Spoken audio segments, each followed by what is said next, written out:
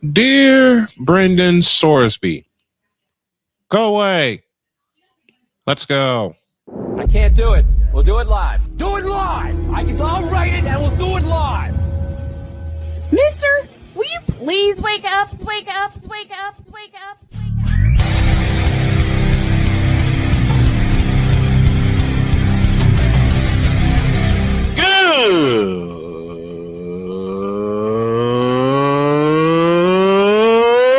Good morning. Snowman here to all you Brock Purdy and San Francisco 49er haters. Shut up! I gotta thank you, Shane. I mean, whatever happened to the games where breaking 100 points was, I don't know, unusual?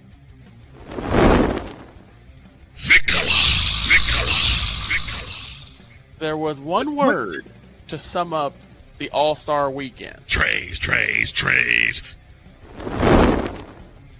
Cause we take this job so serious. Splash Brothers, yes. Ray Allen, replace him with Steve Kerr. Reggie Miller, yeah.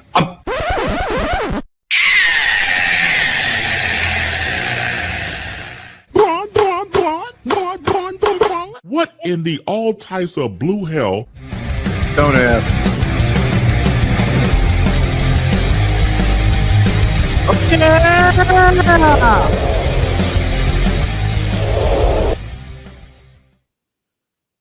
Big dog, get well and get your voice back. Good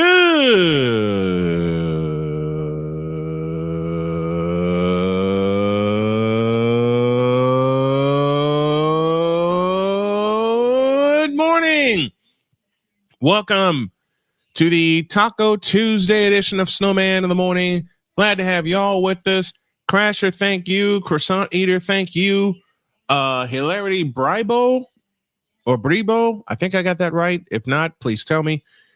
Welcome one and all to the Taco Tuesday edition of Snowman in the Morning. Glad to have y'all with us.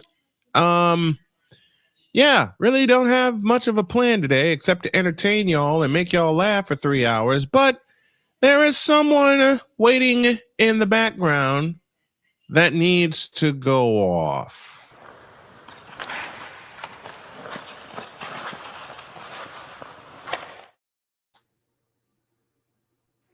Here's the droid. And he looks as tired as I feel. How are you, sir? Oh, what the? Why is my... Hello, camera. Focus. I'm on screen. Thank you.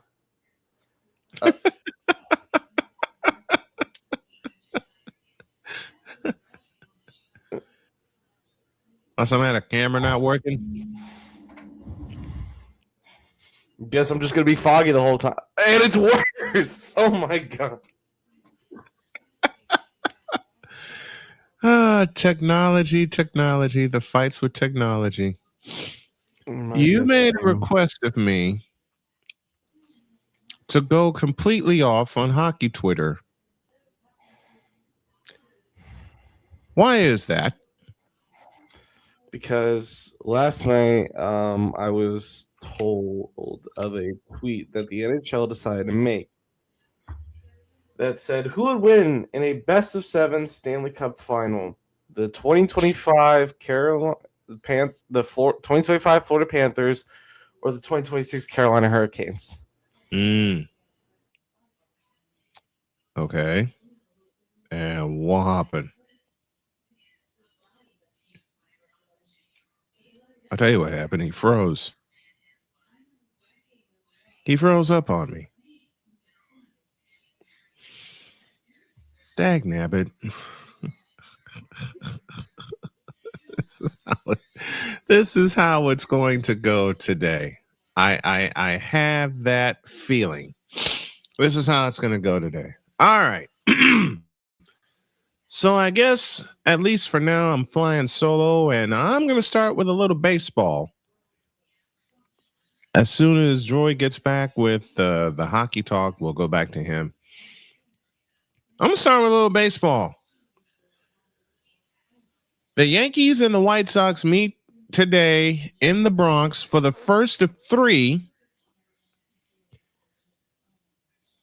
And both teams are in first place. What? Both teams are in first place at this point of the season. He's back. Yeah, both teams are in first place at this point of the season. Oh, wow. And I cannot wait to do this series in the Bronx. That's White Sox and Yankees. We'll get back to White Sox talk in just a moment. Now, you need to go off on hockey Twitter and don't freeze on me again. Blame my parents for touching with the Wi-Fi. They need to stop touching it. Anyways. So that's fair. My point to people on Twitter is let the Canes have their moments. Right. There is no point to compare the two. There is no point. They're both Eastern teams. The only time they would play in the Eastern Conference Final, the Panthers are 8-0 in Eastern Conference Finals against the Carolina Hurricanes. Mm-hmm. Okay? So it's like, you know, you hear it over and over. Blackhawks would have won the cup if the Kings were better. If the Bruins wouldn't have won the cup if the Canucks didn't choke. It's all these ifs, ands, and buts, but it's like, why try to compare it? We weren't in the playoffs, so why say, oh, they didn't have to go through Florida, cup means nothing. Shut up! I agree. Shut up! Oh, the Panthers wouldn't have won their cups if Vegas made the Western Conference Final and actually made the cup. Shut up! You won once! And you've lost 2 cups now. We've only lost 1 cup and we've only lost 2 cups and won 2 cups. Mm-hmm. We have a 500 in the Stanley Cup Final. What do you have, Vegas? They got 1 cup in 3 attempts. You are the LeBron in a team. Under 500 in finals. In the Stanley Cup Final. Correct you are. Let the Canes have their moment. It doesn't matter if Florida wasn't there. It doesn't matter if Mitch Marner didn't show up when he was needed. It does not matter the injuries that happened during the Stanley Cup Final. It does not matter. All that matters is that the Carolina Hurricanes won the Stanley Cup. That is all that matters. Jordan Stahl is the winner. And Stahl is what, 37? Stahl is 37, and that makes him, I believe, the oldest Conn Smythe winner. One of the oldest. Thank you. And well deserved. Well deserved for Jordan Stahl and the Carolina Hurricanes. And dear Vegas Golden Knights, you got your butts kicked. Let's be totally real about it. And you got shut out at home in an elimination game.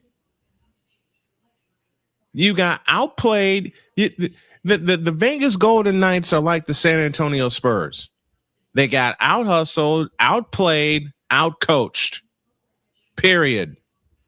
Let the Canes have their moment. And the Canes are the Stanley Cup champions. Deal with it.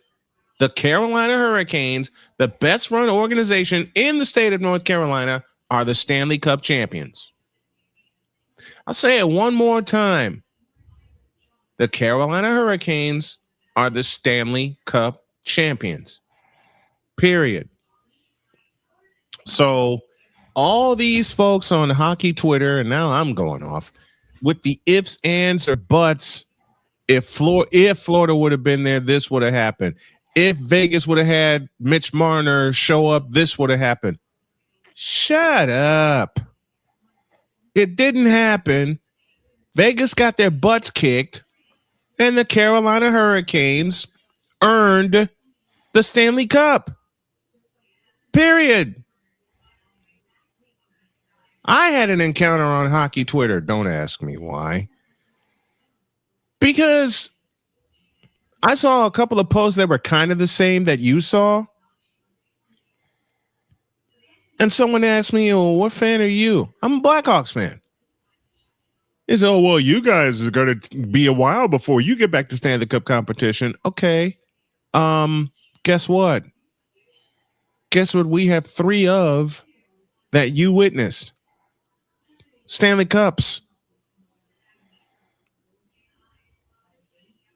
Jonathan Taves, Patrick Kane, Duncan Keith. Conn Smythe Trophy winners.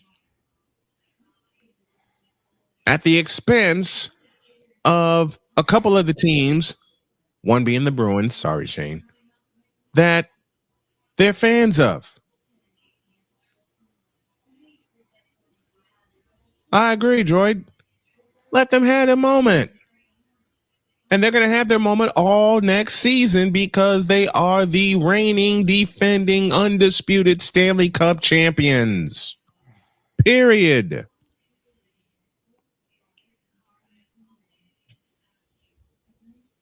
Jordan Staal outplayed. This is from my eyes. Jordan Staal outplayed everybody on that Vegas roster. Period. Deal with it. And I'm like, well, you picked Vegas. Yes, I know I picked Vegas, but I also know to acknowledge and have fun with it. I know who I picked, but I also know who won. And it was Carolina. And it's a little piece of my heart because I used to live in North Carolina. I've been to a Hurricanes game. I've been to the Lenovo Center. And when the Carolina Hurricanes are on, and I'm talking about as a team, that joint is louder than LeBron's mouth trying to get a foul called on him. That joint is loud. I've been in the old Chicago Stadium for a hockey game. I've been in the United Center for a hockey game. Heck, I watched the Chicago Blackhawks clinch the Stanley Cup in the United Center in 2015. In the United Center.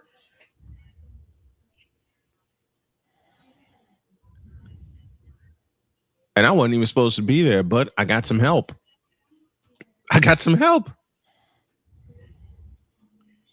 But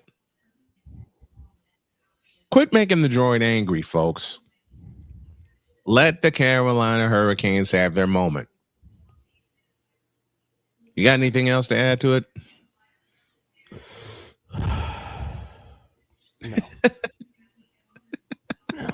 No.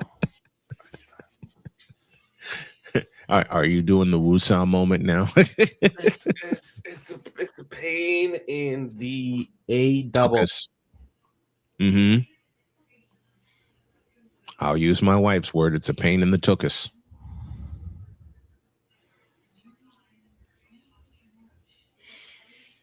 Let them have their moment. We got a break. When we come back, the surprise of the season, and it's on the south side of Chicago. They got a big series coming up. We'll do that. We'll do some NBA odds. And then there's the sordid case of Brendan Sorsby. God help us. At least Brendan Sorsby didn't transfer to Kansas.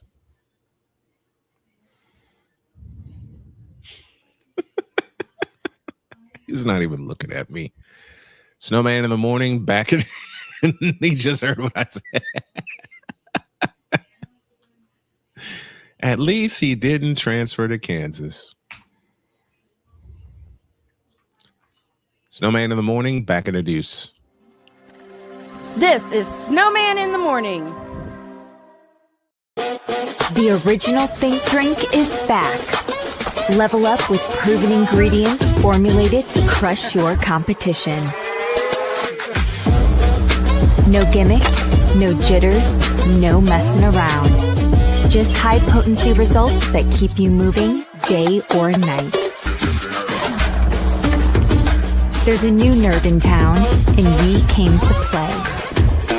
Nerd Focus, smarter than energy. Here's an important message from the Diabetes Solution Center. Do you like pricking your fingers to test your blood sugar levels? No one does, but it's important to maintain your health. And now, by wearing a small remote device called a continuous glucose monitor, or CGM, you don't need to prick your fingers anymore. It's easy to use and helps you make more accurate diabetes treatment decisions. If you are testing your blood sugar 3 or more times daily, injecting insulin, or using an insulin pump, call the Diabetes Solution Center right now. And if you have Medicare or most major insurance coverage, you may be able to get a new CGM at little to no out-of-pocket cost. Shipping is free and we'll even bill your insurance company for you. If you are testing your blood sugar 3 or more times daily, injecting insulin, or using an insulin pump, call the Diabetes Solution Center right now to learn how to end the painful finger sticks and get your own continuous glucose monitor, or CGM, at little to no out-of-pocket cost.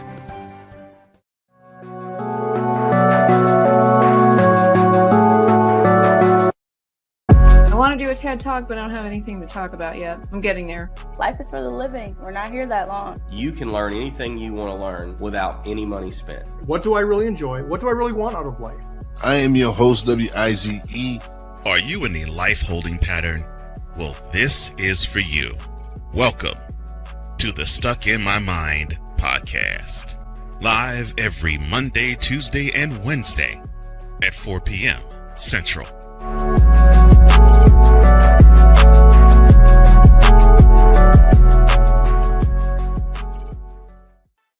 Drew Willingham.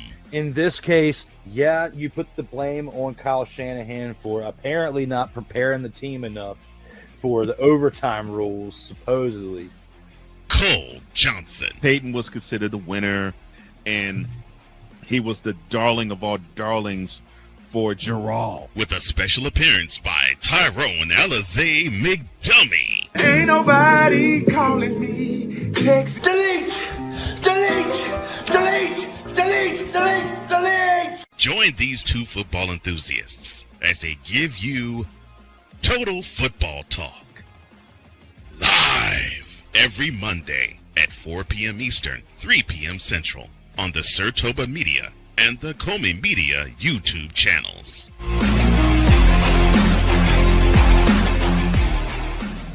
Cause we take this job so serious. Put somebody in the middle of the field. Like, it's not hard. What in the all types of blue hell? This is Snowman in the Morning.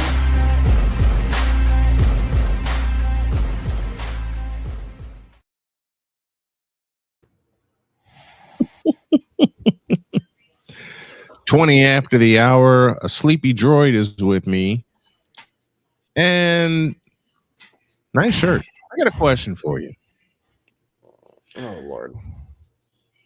Where will Giannis land? Giannis Antetokounmpo? Yeah, that Giannis.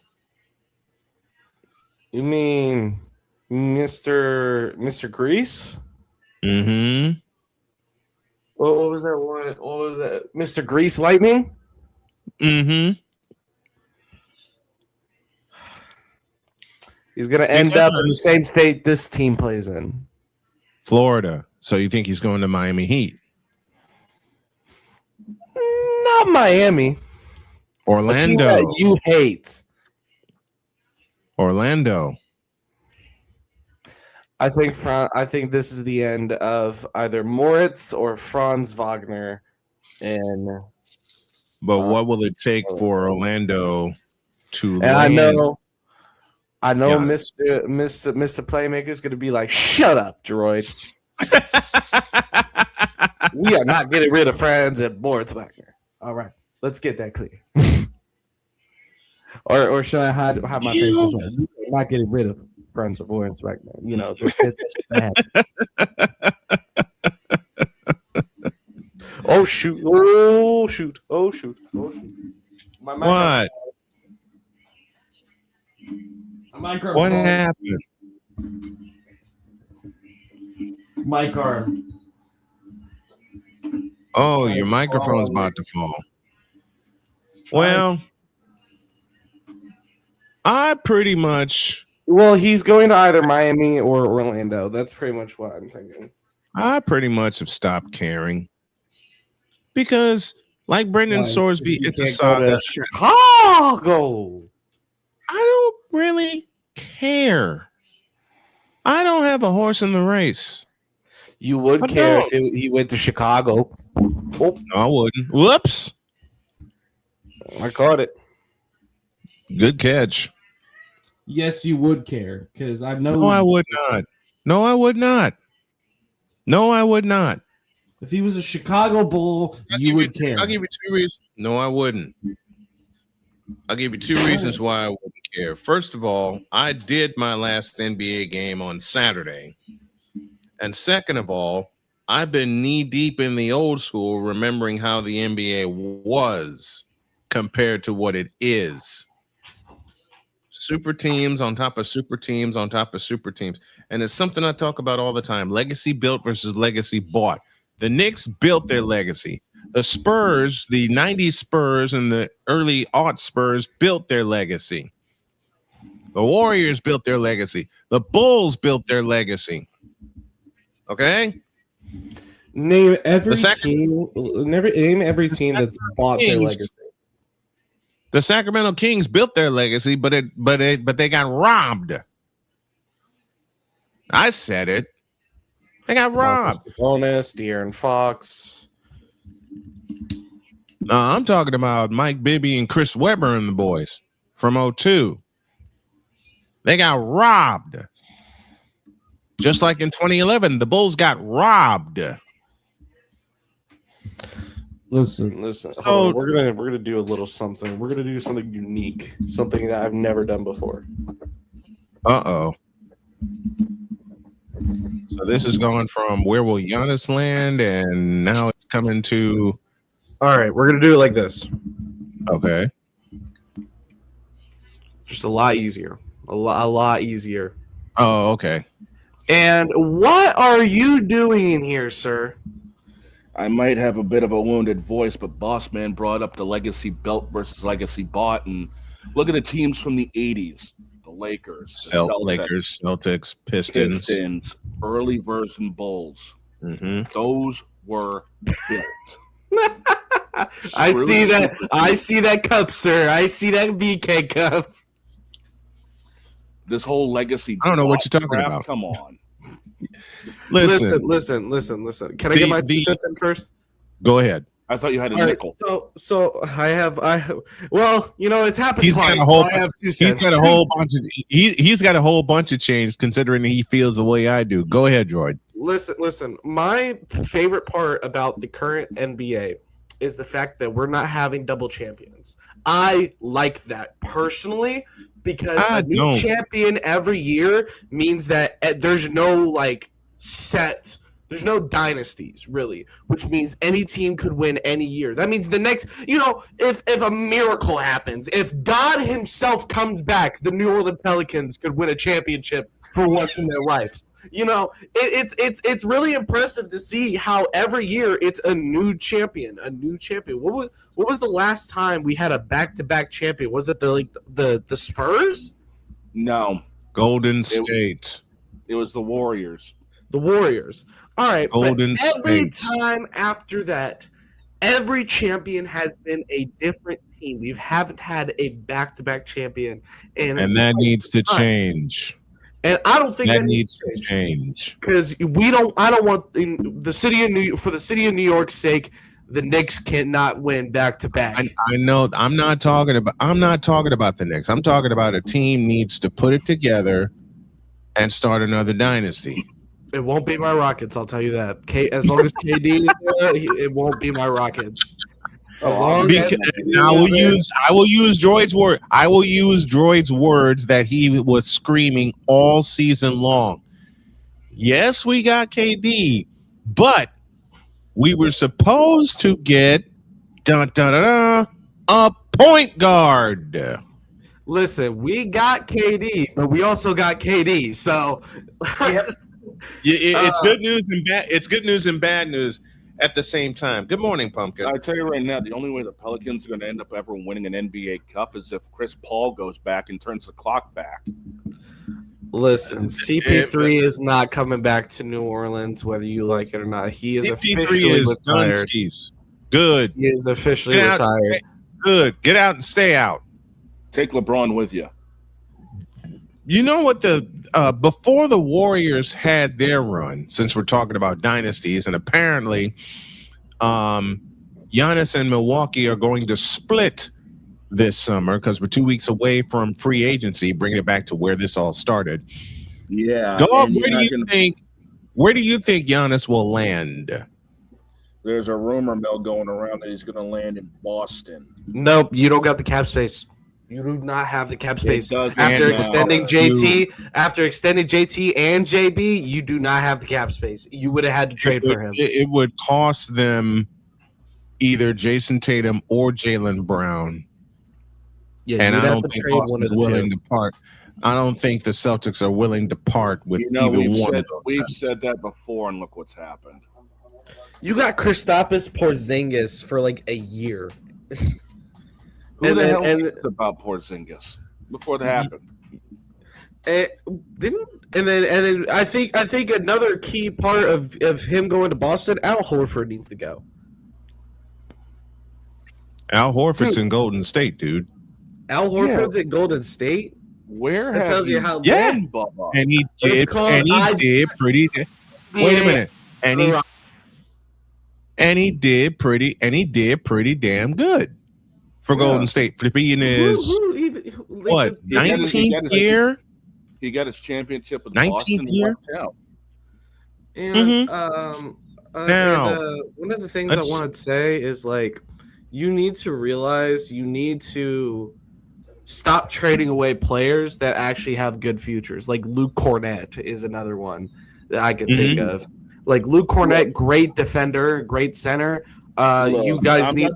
Look, I'm not the idiots up in brass. I'm not the idiots up in brass right now that are doing this. Okay. Trust me, I get where you're coming from. Okay, let's take a look. Now, you got. let's move on. These guys.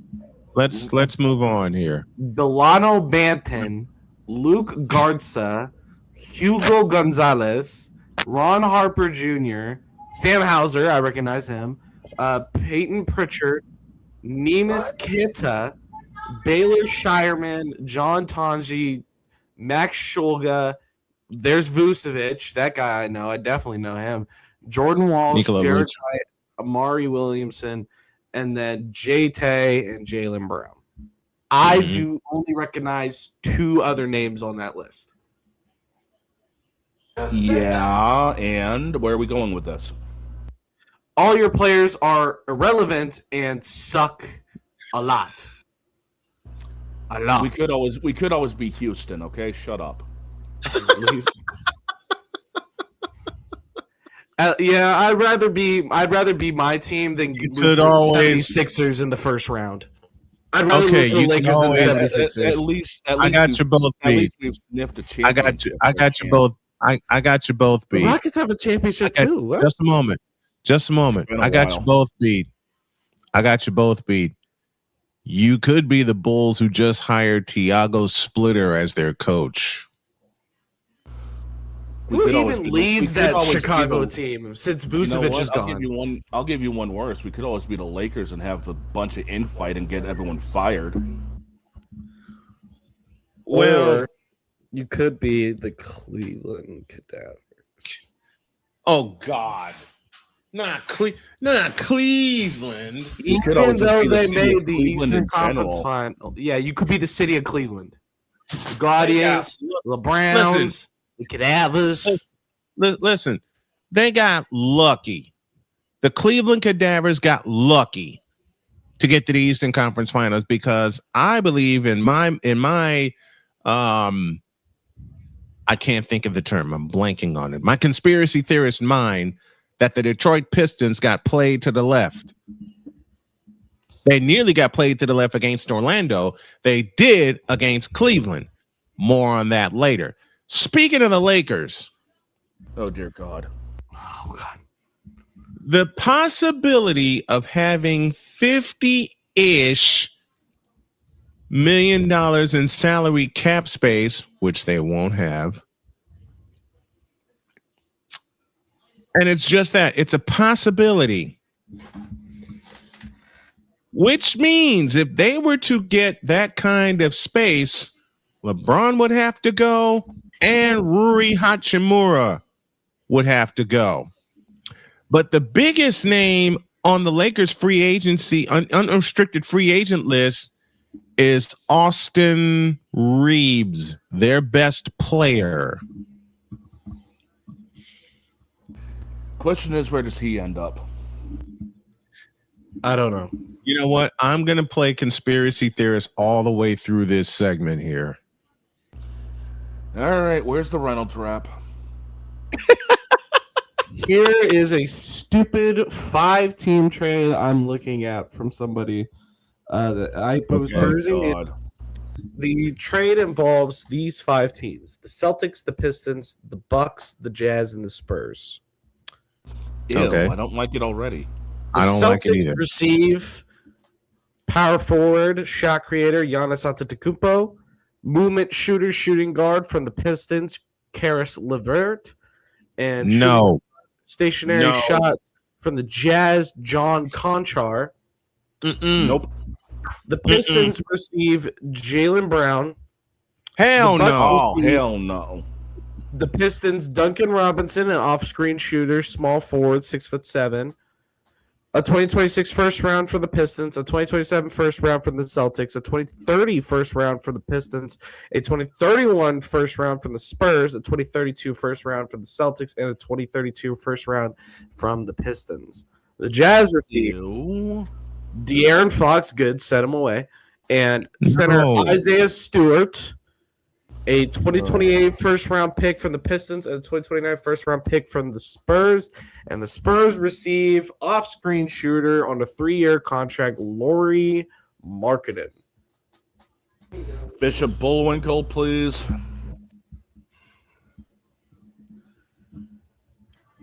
My pleasure. Hell no.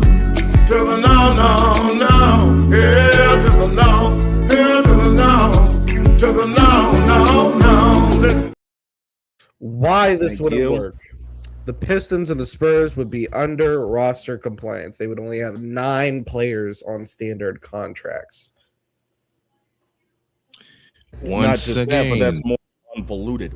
Please, once again. Once again. Hell no. To the no, no, no. Hell to the no. Hell to the no. To the no, no, no. Careful playing that because we definitely can and have been copyrighted for that song. But that is from Mr. What's his name? Black Mercury 15. And the first comment is, "This is the worst trade proposal I have ever seen. I was dumb before. Now I owe brain cells." Now, okay. That's more convoluted than the Browns quarterback room. Oh God, we're gonna talk about that next because I'm improvising here today, and the reason I'm improvising because it's my fault. I said I would get the show together, and my wife came home yesterday, and I passed out. I will take fault for this, but keeping Reeves is a high priority for the Lakers. They need someone who can shoot besides Luka. Linked to Brooklyn, by the way. The Nets. Wait. What? Austin Reeves linked to the mess? To the Brooklyn mess, yes. He has been linked to the Brooklyn Shadow Realm. Oh God. Poor Austin Reeves. This is called we're the Los Angeles Lakers. We're gonna send our best talent to greatly terrible teams. They've done it before. They've done it before. Not just Derek Fisher. Shaquille O'Neal, Derek Fisher, Robert Horry, Rui Santos. Robert Horry wound up winning a ring with the Spurs after he left the Lakers. The Lakers. Yeah, he got. There's a Wait a minute. Yeah, Anthony. There's a player in Washington whose name escapes me. He was a Laker once upon a time. Is he currently active in Washington? I believe he is. He wore number 30 for the Lakers. I don't know why I am blanking on this name. Well, let's take a look at the Washington Wizards. Washington Bullets, get it right. Washington Bullets. Yes. Thank you. I just go by the reality, fellas. It's sad to I say. do. Screw reality. I do too, but I like Washington Bullets better. Kyle Kuzma. That's the name I'm thinking of. Oh, Kyle Kuzma. I don't even think he's in Washington. Because the Lakers traded him there. That's why. No, he's in Milwaukee, dude. Oh, he's in Milwaukee. Yeah, he's Okay. That's probably why I blanked. For the And I did a Bucks game earlier this year. Brian, yeah. Me and the NBA. Caffeine. Listen, me and the NBA have not gotten along in several years. Listen, the only time Brian would care about the NBA is if LeBron got traded to the Warriors. I quit. Deeds brought this up last night in the group chat, and if that happens, I quit. I will put this headset down as far as the NBA goes, and I'd walk away. I don't have a horse in that pony show, and I'd walk away. That should tell you something. That should tell you something. Okay. A lot of people are going to get mad at me for saying this. Shane will not get mad at me for saying this. But the last great NBA Finals matchup was 2022. You're not wrong. Warriors and Celtics. And that was it was one of those finals where you didn't know who was going to win. I don't know. It was split. The picks, I can tell you, the picks were split. Yeah, the picks were split down the middle. Listen, okay. The only reason we don't look at Pacers Thunder is because we all hated the Thunder, but that was an even series all the way up until Halliburton got injured in Game 7. Well, the Pacers gave away game. Well, the Pacers gave away Game 4. Yeah, they did. And then the last series we just watched, every game was close. It's just the Spurs they just couldn't put it together. That was the Spurs. Look, the Spurs just couldn't finish. They'll learn from this. Don't get me wrong. They'll learn from this. Okay? But the last great World Championship Series was 2022. I stick by that. I mean, in my opinion, the last great World Championship was not 2022. It was 2019. Warriors Raptors was a great series. That's a close second. That's a close second. I mean, yeah. I mean, going back. I mean, to look. Okay, let me say this. Toronto team that deserved a championship was the Raptors. Let me put it this way: because of their ownership, and the Maple Leafs don't deserve anything because it's the Maple Leafs. We all I'm a know. Boston fan. I'm supposed to be saying that, Droid, not you.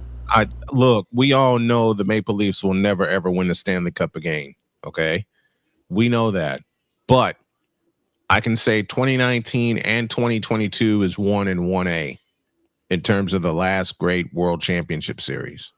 I mean, it'll be 1 and 1. It'll be 1 and 1A. I mean, let's be real about this. The Spurs collapsed quicker under the lights in New York than Dak Prescott does. Okay. Listen, and another thing is like the Spurs collapsed quicker than the Toronto Maple Leafs in a Game 7. Listen, the thing I loved about the 2025 NBA championship was because Pascal Siakam back in a championship was doing really, really good. Mm-hmm. But you lost your leader. Siakam is not a leader. Hallie is definitely a leader. Yeah. And that's we had this talk before about, leaders win championships, and when you don't have a leader, you can't really win a championship.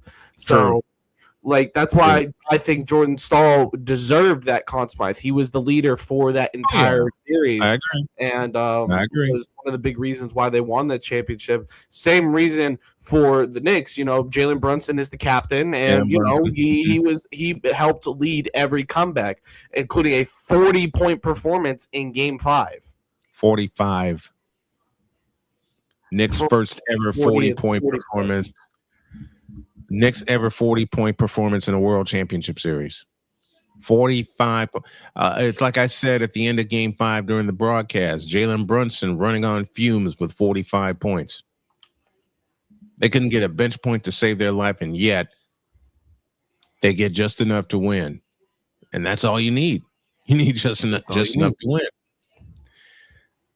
I mean, you Take a break. look at the fact that every single one of those games had double-digit leads blown to where the final margin of victory combined still wasn't double digits. That says everything. Well, that's what I'm saying. Okay. Now, let me put a Dietz rumor to rest. Because Dietz decided to mess with me and said LeBron James to the Warriors. This is where I mess with Dietz. He doesn't come back until Thursday, but Dietz, you tripping.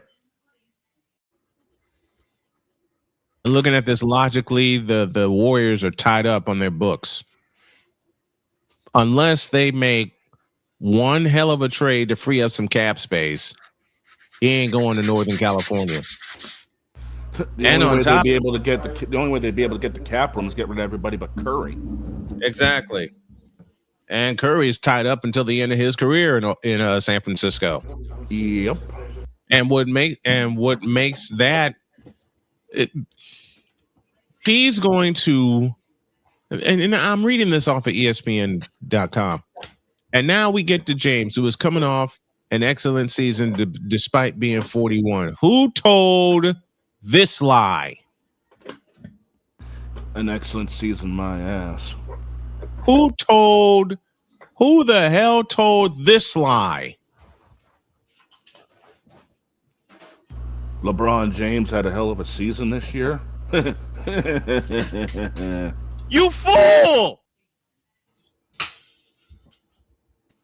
There.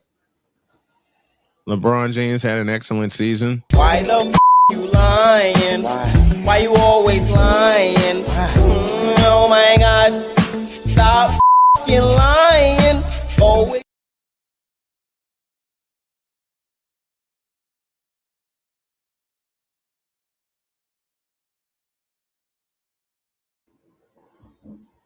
But we better take a break. And Joy's microphone arm just completely broke. Oops. It's not broken yet. I'm still holding on though. Just like with my Rockets, I'm holding on though. That hope is waning.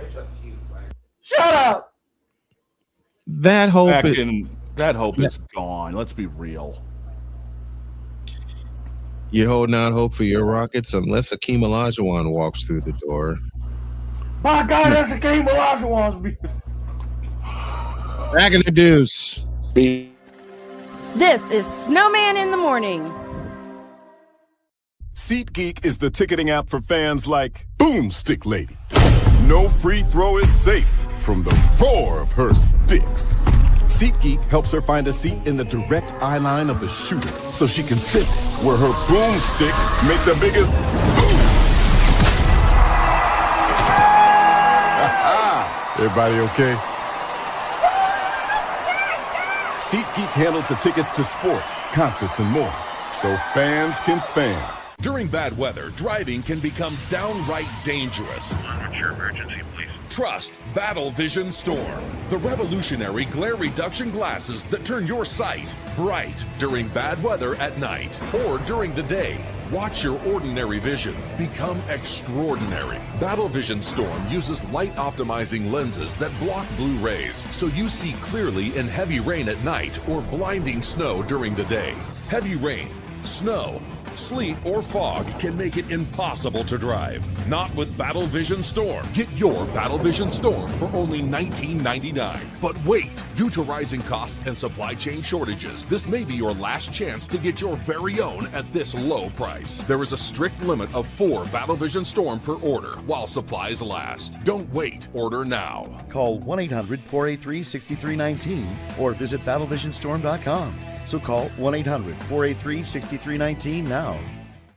Whether it's news, the largest egg producer finds bird flu in chickens at a Texas plant, weather, devastating tornadoes rip through the heart of the United States, inspiration, a breast cancer survivor completed the journey of chemotherapy, and now begins a future one of matrimony or sports. Michael Jordan is shown on a photo with Diddy. LeBron James has a video extolling the virtues of a Diddy party.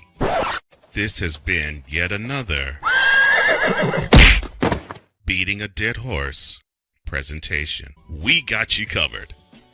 BS3 Network, in association with Comey Media Incorporated, proudly present The Morning Shift with Cole Johnson. Live every weekday at 8 a.m. Eastern, 7 a.m. Central.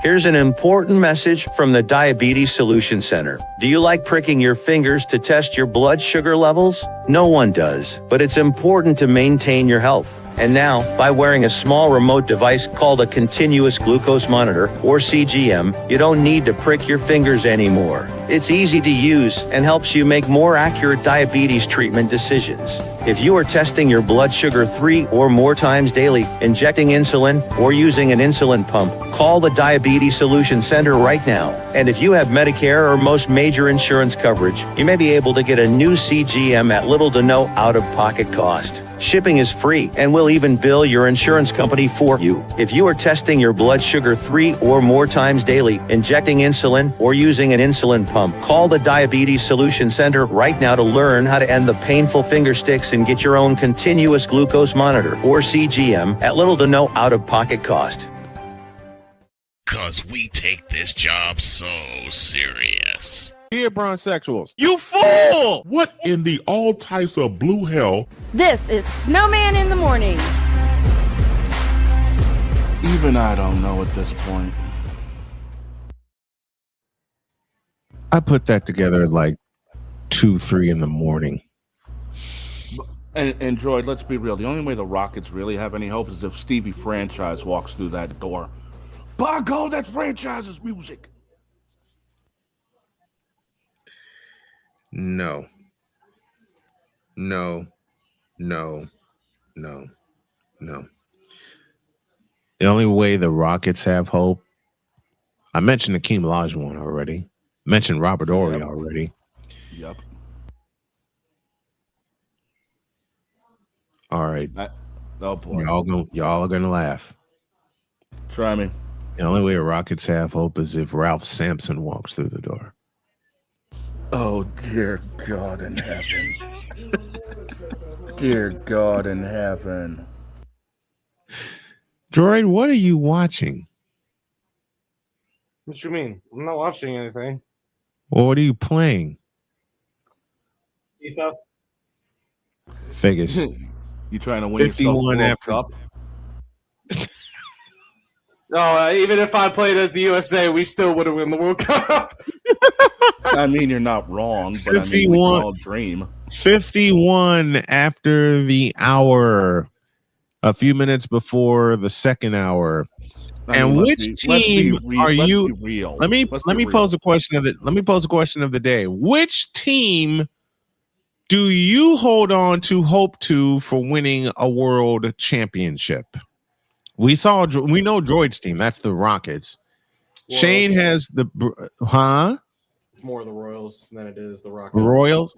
I mean, Droid knows that the U.S. has a better shot at winning a World Cup than the Rockets do at NBA Cup. Oh wow! Ouch! Cote d'Ivoire has a better chance of winning the World Cup than my Rockets winning a title. I'm just being so honest.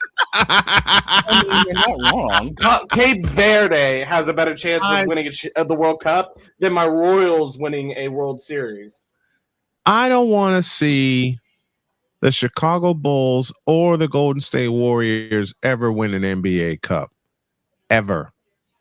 I don't care about that in-season tournament. I don't care about that POS in-season tournament.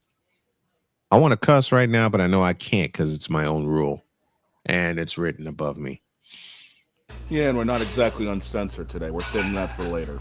I know. We're saving that for a later time. You know what? Who do I hold out hope for? Oh, God. I know your team, Boston Bruins. That and right now the way the Red Sox are playing, we don't stand a chance in hell.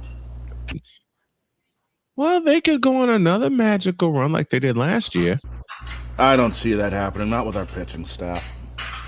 Oh, burned to a crisp, huh?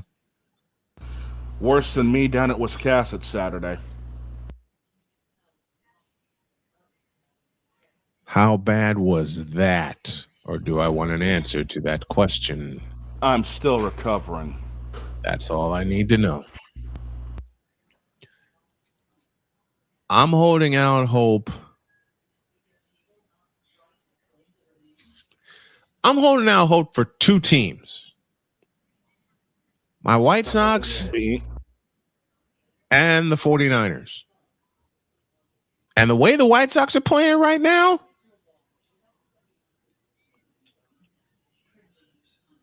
I am impressed. Look at it this way, though. I'm gonna do a more deep dive in hour 2 to kick off hour 2 with the White Sox. Look at your Niners. Look at your Niners though. Last season, they were the walking mash unit. Okay, they had Klinger and Alan Alda running that team, and somehow they practically made it to the Super Bowl. Come on, we had. Oh, you mean Hawkeye? Wait a minute. We had two mash units. We had two mash units for the 49ers last year. Two. And y'all still and they were all Super Bowl. And they were all full.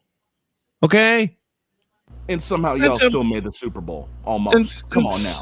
Listen. I kind of listen, when Jay Spivey was on when we previewed the wild card, and Jay said there's no way the 49ers would beat the Eagles. I sat here and agreed with him, okay? We're going to the House of the World Champions.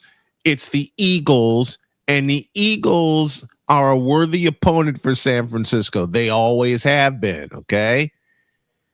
I went to dinner with my wife and my child, Cheyenne, and her boyfriend, Kai. And we got to Applebee's, and the 49ers game is like right in front of me. Don't you just love my that? wife? My wife clamped a hand on my shoulder and she says, "Don't get too excited."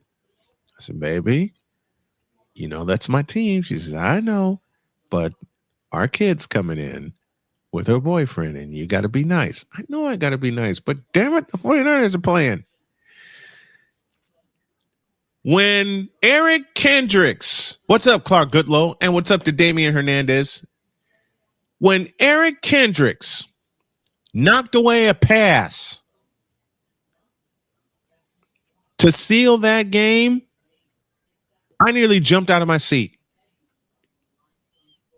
I was trying not to react. I was trying not to react with my girls in tow. I was trying not to react. I didn't make it. I'm going to put it this way. If it wasn't for that matchup you guys had with Seattle and that kickoff return for the opening game, the opening kickoff for a touch, if it wasn't for that, that whole game would have been different. After that opening kickoff was run back for a touchdown by Rashid Shaheed, I said game over. Yeah, and it was. That game was over in the first quarter. That game was over after the opening kickoff. I knew we were cooked. Yeah, and that's the thing. If it wasn't for that, the momentum would have been vastly different. But you know what?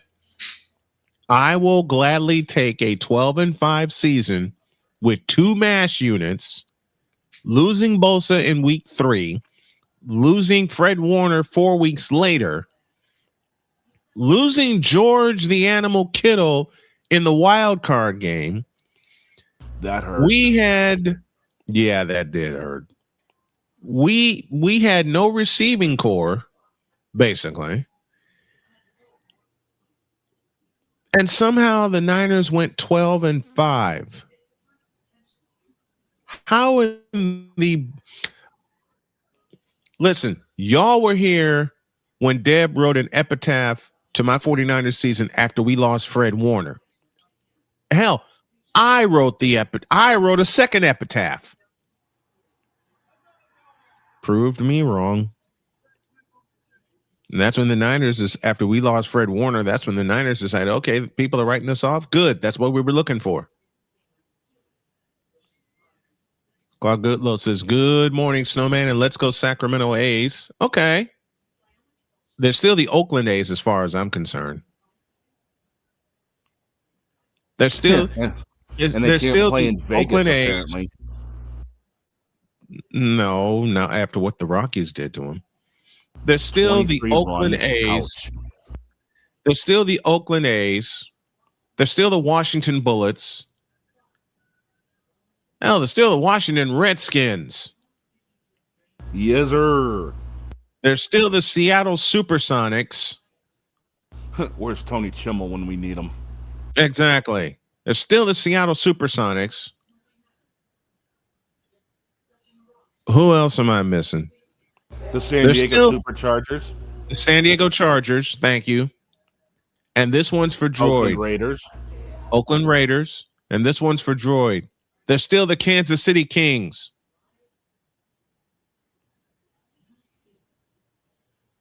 St. Louis Browns. No, they're still the St. Louis Football Cardinals. Go with that, too. They're still the St. Louis Football Cardinals. Rams. I loved making the distinction. A lot of people don't understand what I grew up with. And one of the first times I watched football with my dad, God love you, Pops, we made the distinction between the St. Louis Football Cardinals and the St. Louis Baseball Cardinals. My first favorite team in baseball was the St. Louis Cardinals. They're still the Baltimore Colts. You're right, Sick. What about the Rams? Who cares? The greatest show on turf. St. Louis Rams. That's where playmakers started loving the Rams. They were the greatest show on turf, and they used to kick our butts all the time. I actually have Marshall Faulk on my Madden team. You know what? Marshall Faulk was somebody else, okay? Marshall Faulk was something else. Quit stretching. You're making me sleepy. All right, we're at the top. What? I'm already sleepy. Shut up. You're playing FIFA. I'm not surprised. We're going to a break. We got our ID. And when we come back, hour 2 begins with a matchup of first place teams, one you'd expect and one you certainly didn't. Hour 2 in a deuce. This is Snowman in the Morning. Here's an important message from the Diabetes Solution Center. Do you like pricking your fingers to test your blood sugar levels? No one does, but it's important to maintain your health. And now, by wearing a small remote device called a continuous glucose monitor, or CGM, you don't need to prick your fingers anymore. It's easy to use and helps you make more accurate diabetes treatment decisions. If you are testing your blood sugar 3 or more times daily, injecting insulin, or using an insulin pump, call the Diabetes Solution Center right now. And if you have Medicare or most major insurance coverage, you may be able to get a new CGM at little to no out-of-pocket cost. Shipping is free, and we'll even bill your insurance company for you. If you are testing your blood sugar 3 or more times daily, injecting insulin, or using an insulin pump, call the Diabetes Solution Center right now to learn how to end the painful finger sticks and get your own continuous glucose monitor, or CGM, at little to no out-of-pocket cost.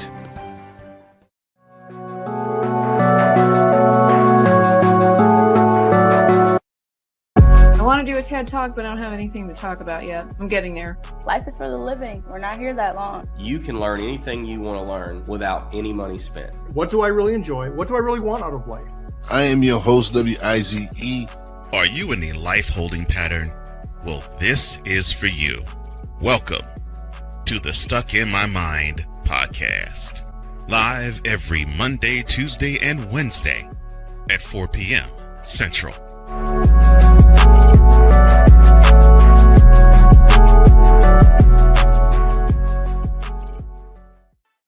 Drew Willingham. In this case, yeah, you put the blame on Kyle Shanahan for apparently not preparing the team enough for the overtime rules, supposedly. Cole Johnson. Peyton was considered the winner, and he was the darling of all darlings for Gerald. With a special appearance by Tyrone Alizé McDummy. Ain't nobody calling me. Text delete, delete, delete, delete, delete, delete. Join these two football enthusiasts as they give you total football talk.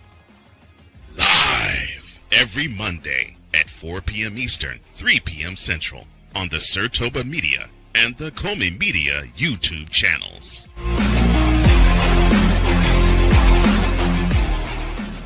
Join the transporter to Hades. Your butt and gut becomes one.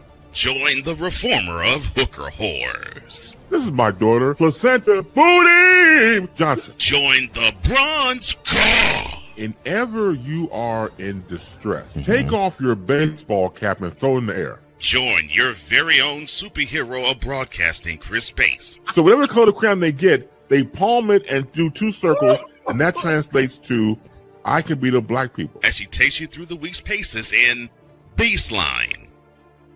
Live every Saturday at 8 a.m. Eastern, 7 a.m. Central, No, Pacific Time Zone people, just stay asleep when this is on live and just catch the recording. Oh, I'm sorry.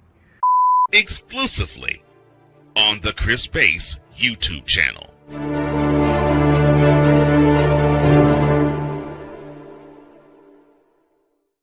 Cause we take this job so serious. I'm on Alarm Island. Give me them cocks! What in the all types of blue hell? This is Snowman in the Morning.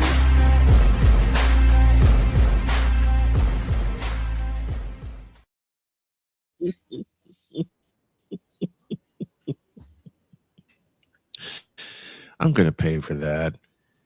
11:05, and we owe you an ID. This is Snowman in the Morning. You're listening to WQVZ, 1700 AM Mission Radio. Broadcasting live in your region, across your nation, and around the world. This is Snowman Multimedia Sports. It's really, in the end, basically a skill issue. Ball goes Benton, Kayla Williams. I am cute. Now do me a favor and get the hell out of my face, you thirsty sons of bitches.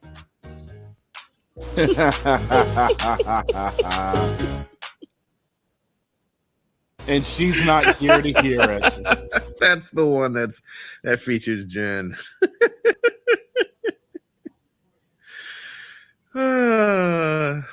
Well, I got to do one on my own pretty soon. 6 after the hour, and this week in baseball features a matchup of first place teams.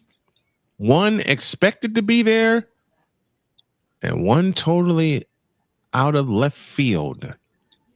The one that's totally out of left field is my team, the Chicago White Sox. Yes, we're technically in a first place tie with the Cleveland Indians, Cleveland Guardians, for those of you scoring at home. But doggone it, it's June 16th, and the White Sox are in first place in the AL Central. What?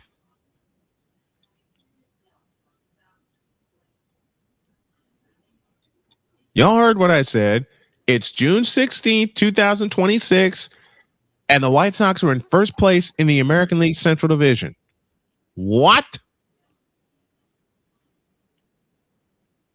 And they're doing most of this. And they're doing most of this without Munetaka Murakami, who's on the injured list for a few weeks with a groin injury. Man, will you quit yawning? You're making me sleepy. Quit it. Quit that ish. I know. My on-screen son, folks. Dog, let me ask you something. Did you expect this kind of matchup? Honestly, no.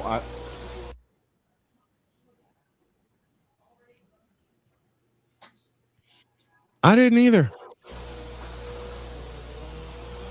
And they're doing this without their super slugger, Munetaka Murakami. As I mentioned, he's on the injured list. The Yankees, we know what they're bringing. Why am I hearing a vacuum? A friend of mine cleaning up behind me. Oh, okay. The Yankees, we know what they're getting. We know what they're bringing. I beg your pardon. We know what they're bringing. Without Aaron Judge. They're doing it without Aaron Judge. That's the thing. Yeah. So the two big sluggers are not going to play this series. They're both on the injured list. And the White Sox just took 2 out of 3 from the world champion Dodgers. What? They did that in their backyard in Chicago. They did it on the South Side. We ain't beat the Dodgers in a home series since 2014. And the other series I remember we beat the Dodgers in was 2005. That Saturday night, I was working at Cedar Point. That Saturday night, I watched AJ Przinsky walk us off. Yeah, he went long dong central, if I remember correctly. To cap a 4-run ninth.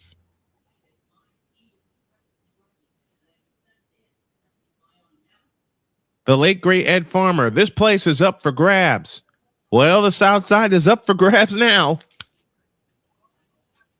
Sox and Yankees in the Bronx.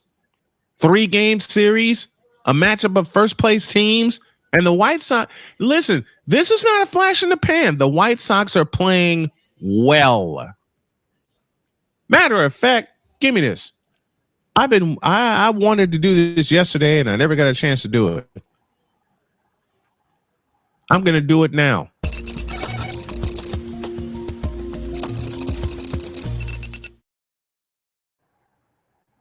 A little truth telling before I get into this.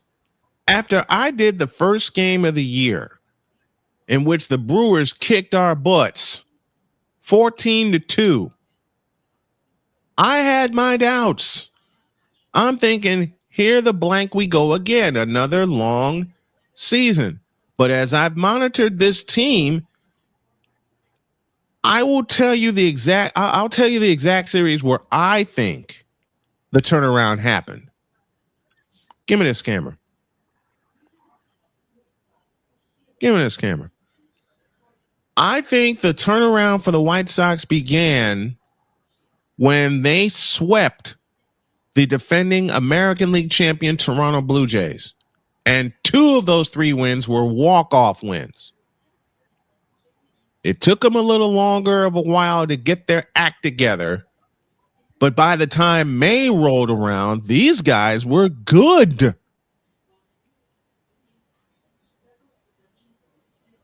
I mean, Ryan McCoffey's never going to forgive me, and we'll have him on tomorrow, given the fact that the White Sox stole Munetaka Murakami from the Yankees. We didn't steal him. He was sitting with I know. I know. Well, McCoffey and I always have a conversation about that, and it's fun. We'll see him tomorrow. But it's like they've all come together, and each night is a different hero. Tristan Peters, Colson Montgomery, Edgar Caro, Miguel El Tigre Vargas. The pitching staff Colson Montgomery has been a savior for that staff. The Colson Montgomery threw out a lifeline after Murakami went down. I'm hoping we get Murakami back before the All-Star break, because once upon a time, Murakami was leading the league in. Ouch! Don't do that. Sorry, that's I've been fighting. It's all right. It's all right. Murakami was the American League leader in home runs. He had 20 before he went down with his injury.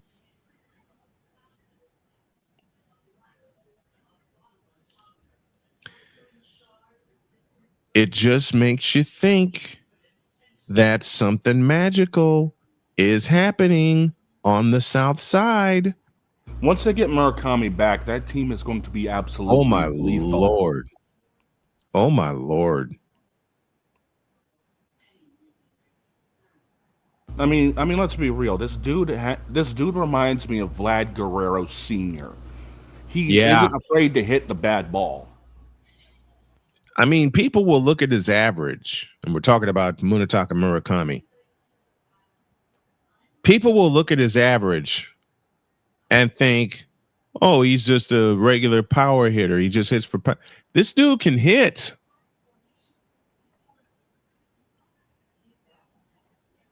This dude can hit.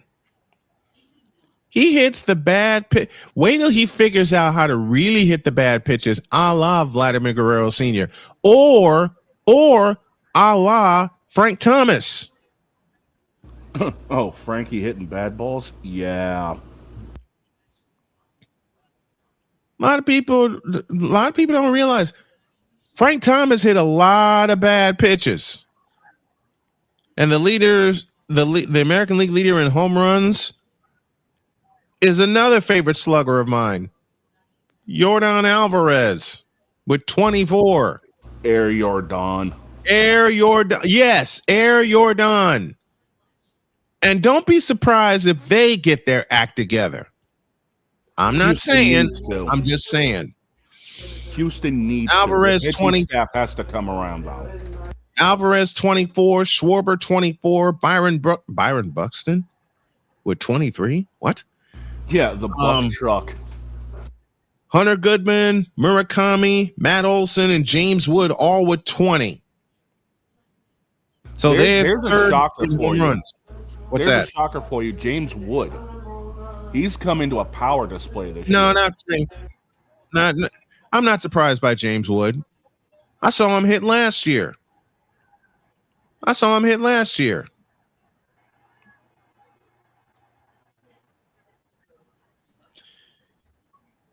This White Sox team, whether people want to believe it or not, is good. This White Sox team is getting better. And you know the last piece that's going to come together for this White Sox team? Bullpen. Uh-huh. Well, you were right there. Pitch and King. Yes. I mean, the starters, they need to be more consistent. Starting staff needs to be more consistent. But your closing staff has to keep doing the job. They can't be hit or miss. You can't rely on your offense all the time to bail you out of jams. No. Can't do that. Although the White Sox offense has bailed us out of jams. Yeah, just as the Chicago. I know that. But the White Sox offense has bailed us out of jams. Just ask the Chicago Cubs. Hey, Cubs, scoreboard. There was a Sunday game between the two teams. The White Sox hit a 3-run homer to lead 7-4. The Cubs got all 3 runs back, tied at 7, going into the 10th inning. The Cubs grabbed the lead, 8-7. Wasn't this the game? And then Ryan Rollison. Oh, Rollison did that. I'm getting there. Ryan Rollison came in from the Cubs bullpen to save the game. You know what the greatest part about that is? It was blown. You know how many pitches Ryan Rollison threw in that 10th inning? 1. 2. Oh, okay. He threw 2 pitches in that 10th inning. The first pitch wound up being a sacrifice ground out to get the runner to third. The second pitch, which was the first one to Edgar Caro, left the yard.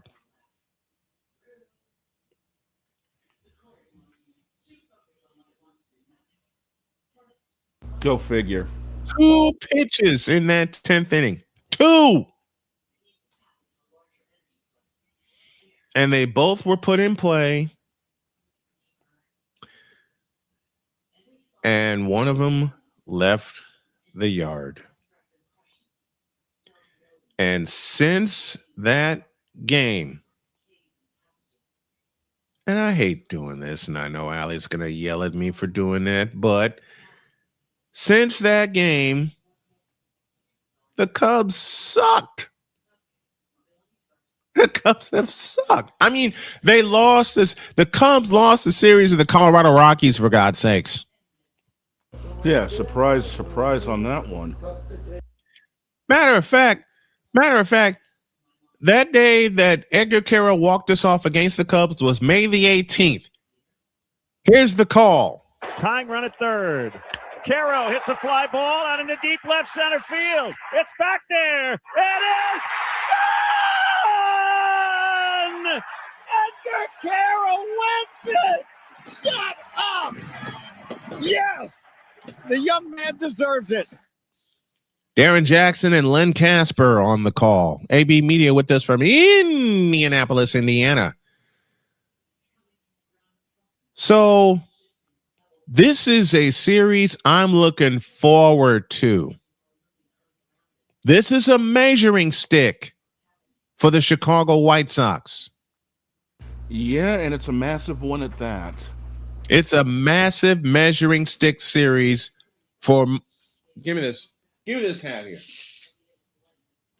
For my beloved Chicago White Sox. This is a Christmas present for my daughter. Yep. And here's another. Doggone it. Here's another Christmas present from my daughter. Unfortunately, I have to clean it a little bit because I spilled coffee on it. Now, why for you do that? My set crashed. That happens. It's my fault. It's my fault. My set crashed, and I forgot I had an open cup of coffee over here. Oops. But back to business. This is a humongous series for the Chicago White Sox. And yes, I'm mispronouncing the words. I don't care. I'm a 10-year-old kid because I'm excited about life and about this series. All right, White Sox, you will have my ears tonight. After the Fever game, you will have my ears and my voice. Keep this going. Keep this going. They're season high 6 games above 500. Yes, it's not the 15 games that the Yankees are above 500, but who cares? The White Sox are competing. And I said after we got shut out by Miami, I just want to see the White Sox compete. Well, they answered the call. I want them to continue to answer the call before and after the All-Star break. If there is a series that can make this season, besides us sweeping the Toronto Blue Jays out of town in early April, it's this one. And later on in the summer, me and the wife are going to Chicago. And God willing, I will meet Dave Sims in the booth. Cross your fingers. So as I said, I know what the White Sox are doing. They're getting timely pitching. They're getting timely hitting. This offense has rallied together, minus their slugger in Murakami. And they're doing the doggone thing. We took 2 out of 3 from the 2-time world champion Dodgers. Let me say that again, slowly.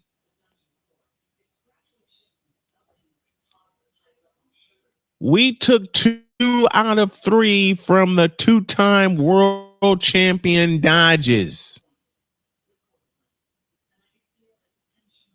Nah. And while I'm wishing big and dreaming big, hey, Dodgers, let's do it again. Only this time in October. And you better have Ohtani in tow. You'll have to stand in line. A rematch from 1959 for the World Championship. If I'm not there in person, this headset is on. But we got a long way to go first, and I know that. White Sox, keep doing what you're doing. I was going to say, this ain't even the dog's days of summer, man. There's a long way to go. I know, but I'm loving what I'm seeing so far from my White Sox. Keep doing what you're doing. Pitching and hitting. The game is simple if you keep it such. And Will Venable, keep coaching these kids up. Keep coaching them up. And use the attitude that no one believes in the White Sox. That's been their MO. Well, I certainly do. And I want to see more. And I know it's early, but we'll see y'all in October. I hope. That's Snowman's take. What's yours?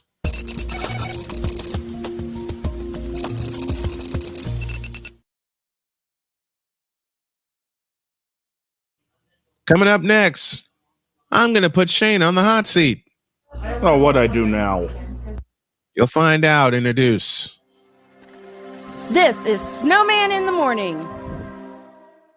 Here's an important message from the Diabetes Solution Center. Do you like pricking your fingers to test your blood sugar levels? No one does, but it's important to maintain your health. And now, by wearing a small remote device called a continuous glucose monitor, or CGM, you don't need to prick your fingers anymore. It's easy to use and helps you make more accurate diabetes treatment decisions. If you are testing your blood sugar 3 or more times daily, injecting insulin, or using an insulin pump, call the Diabetes Solution Center right now. And if you have Medicare or most major insurance coverage, you may be able to get a new CGM at little to no out-of-pocket cost. Shipping is free and will even bill your insurance company for you. If you are testing your blood sugar 3 or more times daily, injecting insulin, or using an insulin pump, call the Diabetes Solution Center right now to learn how to end the painful finger sticks and get your own continuous glucose monitor, or CGM, at little to no out-of-pocket cost.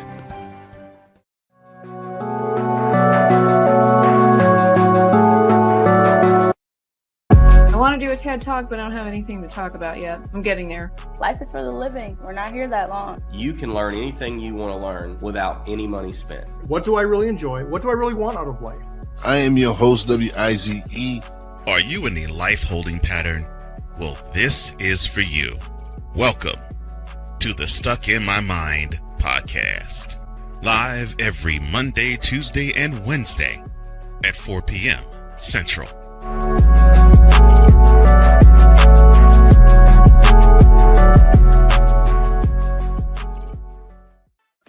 Drew Willingham. In this case, yeah, you put the blame on Kyle Shanahan for apparently not preparing the team enough for the overtime rules, supposedly. Cole Johnson. Peyton was considered the winner, and He was the darling of all darlings for Gerald. With a special appearance by Tyrone Alizé McDummy. Ain't nobody calling me. Text. Delete. Join these two football enthusiasts as they give you Total Football Talk. Live every Monday at 4 p.m. Eastern, 3 p.m. Central on the Sertoba Media and the Comey Media YouTube channels.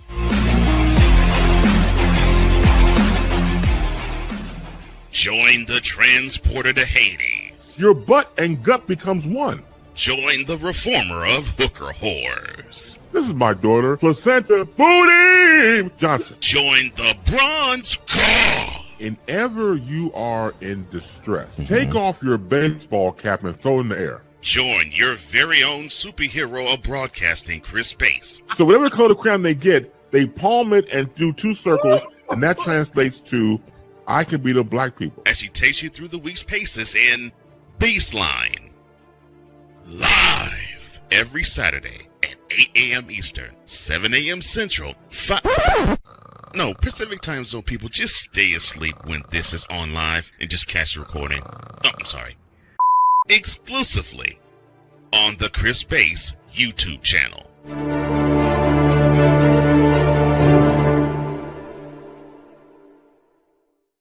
Cause we take this job so serious. I'm on Alarm Island. Give me them cocks! What in the all types of blue hell? This is Snowman in the Morning. Why did you do me dirty like that? Why? Mooted. Why what? Why did you do me dirty like that? I didn't do you dirty. It was funny when it happened live, and it's funny now. Yeah, but it was funnier seeing everybody's reaction. Well, let's just say I may have put it on a t-shirt. No, actually, you would. 29 after the hour. Big Dog hanging with me. Droid couldn't hang with the big boys, and I mean that very kiddingly. The kid works hard. So I said I would put Shane on the hot seat. I lied. Okay. You're off the hook. Okay, I am however. Okay. There is a hot seat awaiting. For who? The Chicago Cubs. Hey, Hank, we need the propane.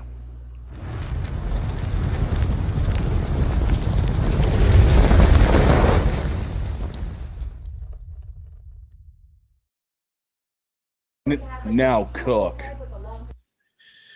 Okay. Once upon a time, the Chicago Cubs were in first place in the National League Central this year. Sounds like a story we're telling our kids to put them to sleep. They had everything going for them. And they also had not one, but two 10-game winning streaks. Two. I remember. Then the bottom fell out. In a bad way. I mean, yeah, the Cubs are still fishing around the playoff race, miraculously. They're still fishing around the division race, miraculously. But the Cubs are 7 games out of the National League Central Division race. After having two 10-game win streaks. Two! For Pizzle, two-time. Two-time.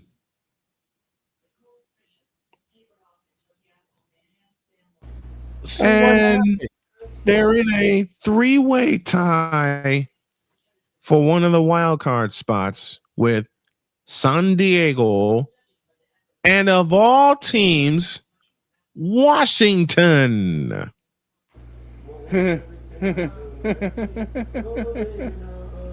Matter of fact, the three wild card teams, as it stands today, June 16th, are the St. Louis Cardinals, the Philadelphia Phillies, and the San Diego Padres. Or as Don Orsillo calls them, Slam Diego. Thank you, Don Orsillo. No, what does he call him? Blazing Slam Diego. Yep. The three teams that are chasing these wild card teams are the Washington Nationals. Watch this team. The Arizona Diamondbacks and the Chicago Cubs. You'd think the Cubs would be higher after those 2 10-game winning streaks, but not so much. The Milwaukee Brewers are kicking butt in the Central Division at 43-26. Mr. is the reason for that. How do I know about the Milwaukee Brewers? I saw them the first series of the year against my White Sox. Like I said, the Miz is the reason why the Brewers are doing their thing. And also there's a fellow named Chad Patrick, who's a member of that staff. And I saw Chad Patrick play personally at Hebron High School back in 2016. The kid can throw.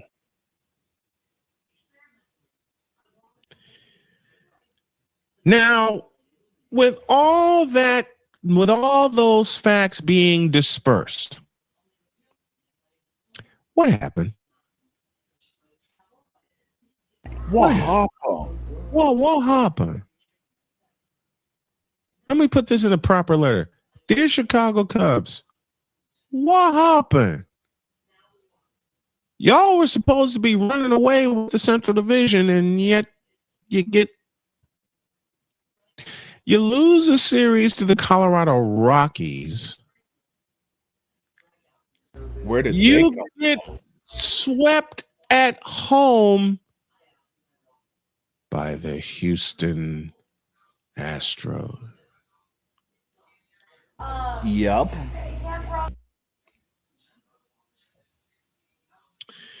As a matter of fact, since those 2 10-game winning streaks, you Cubs have lost every single series until you finally won a series against the San Francisco Giants. Who? Think about that. You lost 8 straight series until you took a series from the Giants. Everyone else has. Hey, Chicago, what do you say? The Cubs are gonna suck today. Why is that song in my head? Jesus. We'll be hearing that later.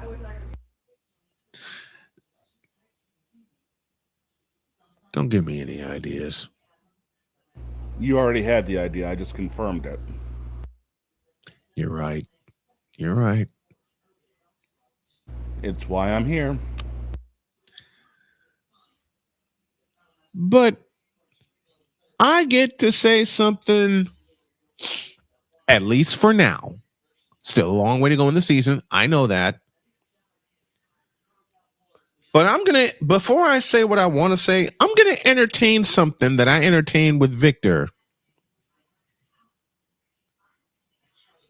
What if there is a real apocalypse and the White Sox play the Cubs for the World Championship? You realize that Chicago will burn no matter what.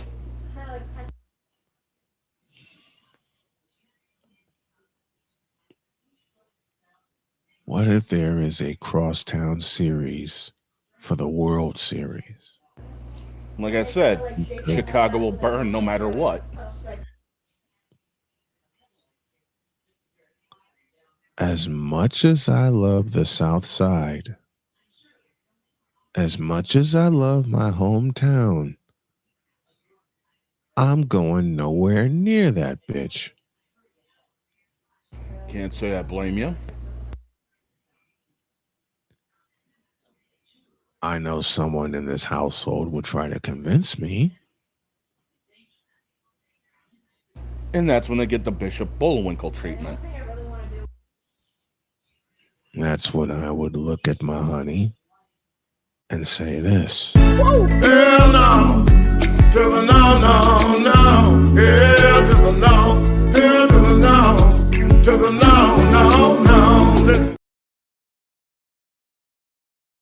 Because the ticket prices would be out the frickin' door. We thought it was bad for the world. We thought it was bad for the World Championship at Madison Square Garden.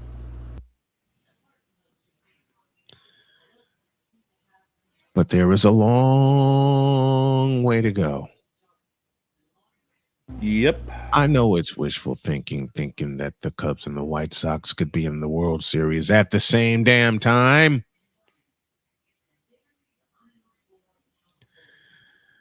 But given the way the Cubs are playing right now,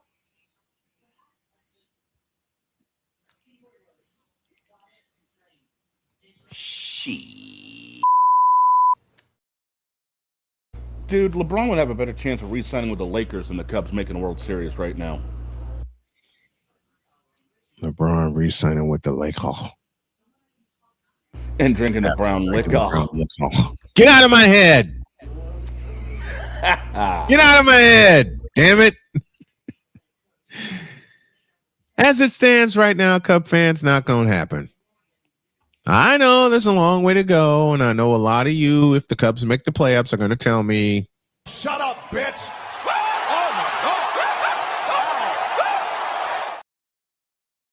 By God, that's the Rock's music. shut up.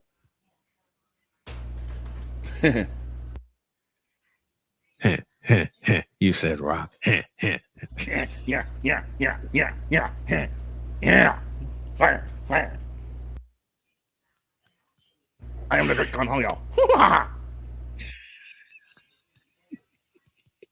Get up.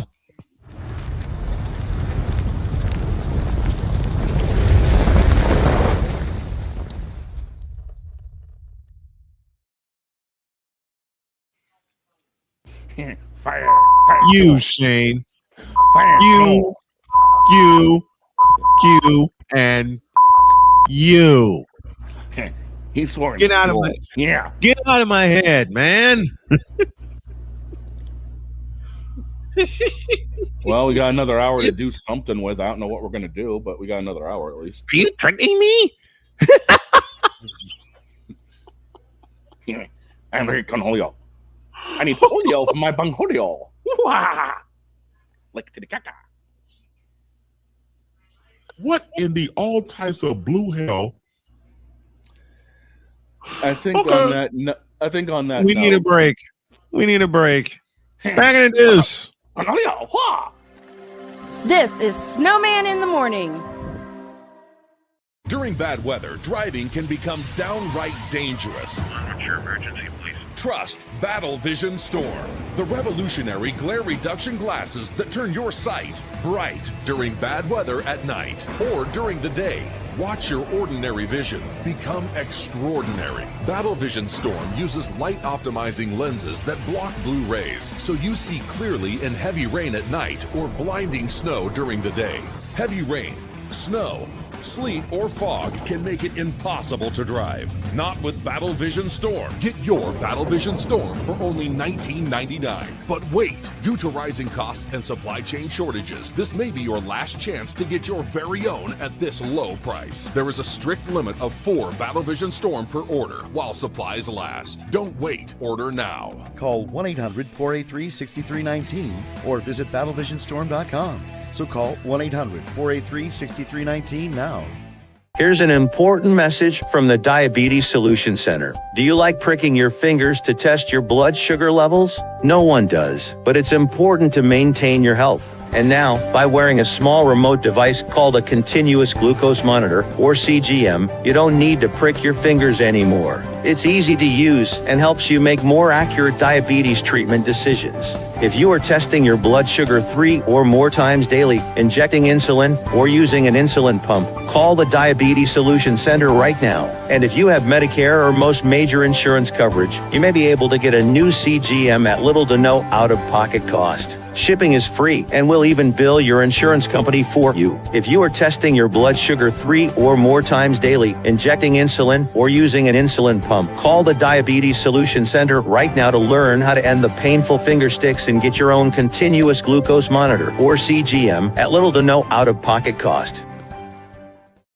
Whether it's news, the largest egg producer finds bird flu in chickens at a Texas plant, weather, devastating tornadoes rip through the heart of the United States, inspiration, a breast cancer survivor completed the journey of chemotherapy, and now begins a future one of matrimony, or sports. Michael Jordan is shown on a photo with Diddy. LeBron James has a video extolling the virtues of a Diddy party. This has been yet another beating a dead horse presentation. We got you covered. BS3 Network, in association with Comey Media Incorporated, proudly present The Morning Shift with Cole Johnson. Live every weekday at 8 a.m. Eastern, 7 a.m. Central.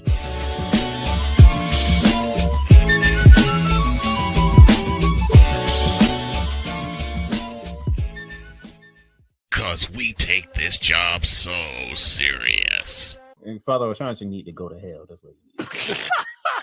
What did Father O'Shaughnessy do? I quit. We're done here. I'm done. We're out of here. What in the all types of blue hell? This is Snowman in the Morning. Oh my God, telling me already. What the hell? I'm looking at Spotify. I'm already there. 44 after the hour, steaming toward hour number 3, where we will talk a little bit about the NBA draft. And I say a little bit because I don't know who the hell's in it. Doesn't matter. No. Didn't think so.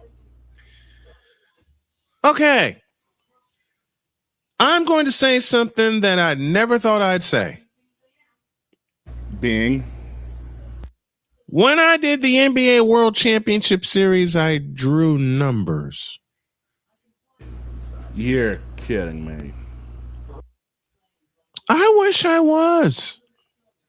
Now, are we talking Caitlin Clark Big Ten numbers? Or are we talking 3,300 for game 1? No, that's not bad. 2,200 for game 2. Mm-hmm. But here's the crazy part. Game 5 was last Saturday. I knew in my heart I would draw numbers for that game because clinching scenario, you know? And it's the Knicks. I didn't draw numbers for that game. Really? I drew numbers for the game in front of it. So 4 was bigger than 5. Okay. No. The biggest draw during my coverage of the World Championship Series was a fever game. Bruh. Matter of fact, I will find and tell you right now what I drew for that fever game because I had a doubleheader that Saturday night. Last Saturday night, right. I had a doubleheader. Yeah, you did. I know. The Fever played at 6 and the Knicks played at 8:30.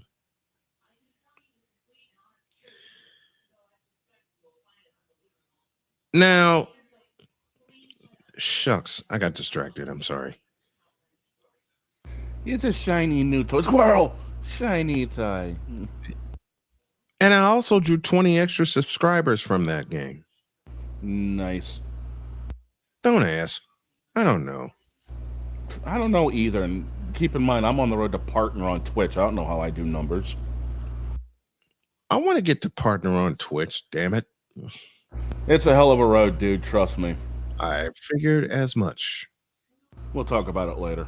We will talk offline. Yep. Okay. I didn't do that many numbers for the Chicago Sky Indiana Fever game, and that went overtime. Yeah. Okay. And with a little. All right, you ready for this? Try me. For that game,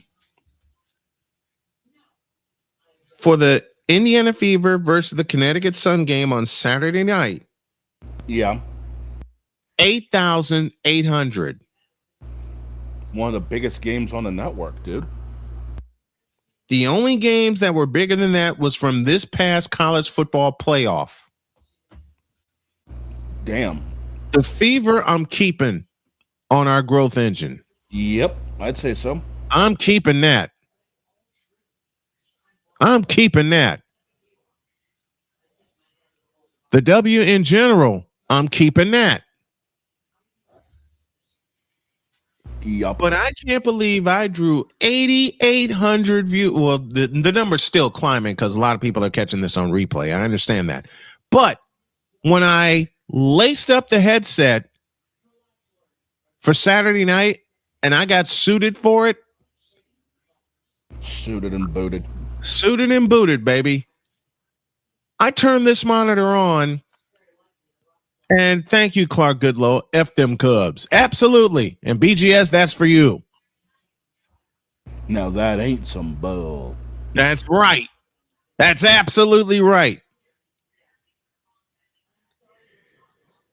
I turned this monitor on and there are 600 people waiting for me for a Fever game.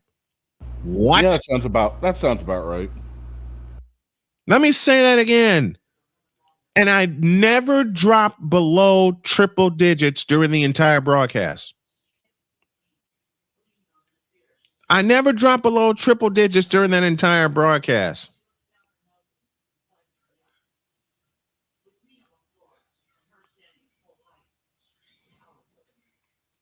Hey, BGS, this is for you.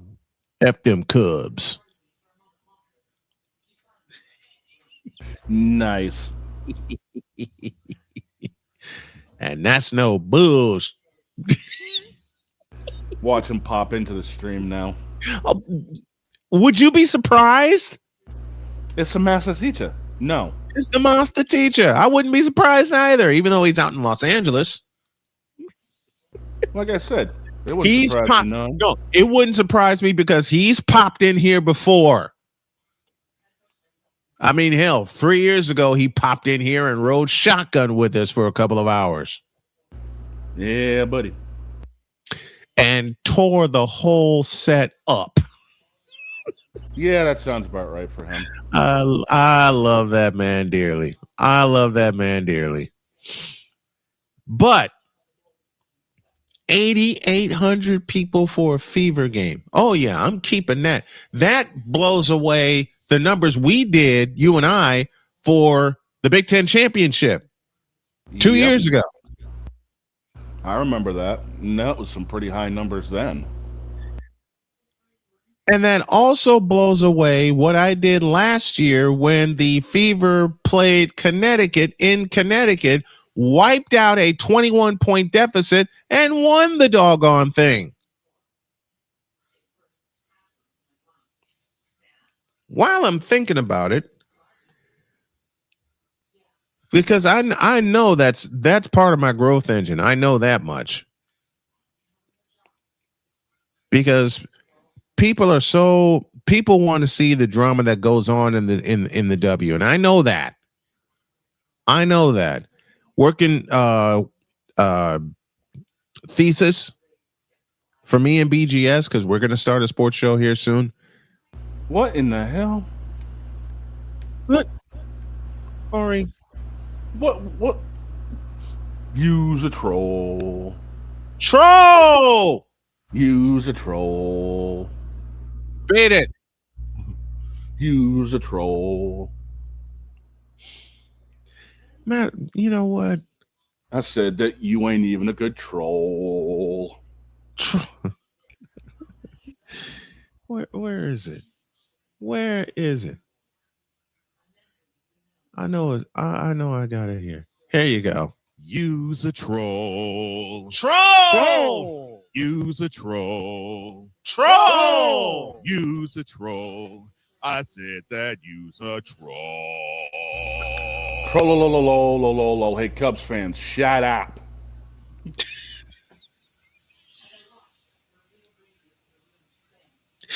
Imagine if Jen closed that one day. She's done it on her stream with that whole thing before when we've played it.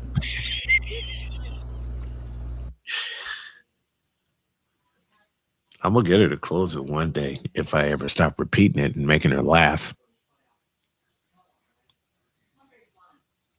Oh my God. Really?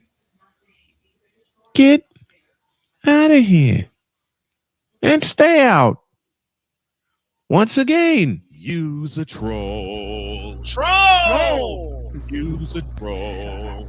Troll. Use a troll. I said that use a troll. Troll. Hey, Stephen A. Smith, shut up. Oh God. I hate the fact that the Knicks won the championship now. Yeah, because he ain't gonna I love the fact that the kids did it, okay? I love the fact that the kids did it, but while we're doing this potluck segment, I may as well hit this. While we're doing this potluck segment, I may as well hit this. Okay. Stephen A. Smith gets to celebrate. He can go down to Lake Titicaca in Nicaragua. Woo-ha! Shut up. Matter of fact, get out of my face, you thirsty bitches. Yeah, buddy. Do you have your tea yet? Yeah, I've been drinking it the entire segment. Okay, good. You know what I initially thought after game 1 of the World Championship Series? Stephen A. Smith's gonna crow. No, I thought this. Well, that game sucked. Facts. Because how can you have a 17-point lead, a 14-point lead, and I just kept thinking. Well, that game sucked.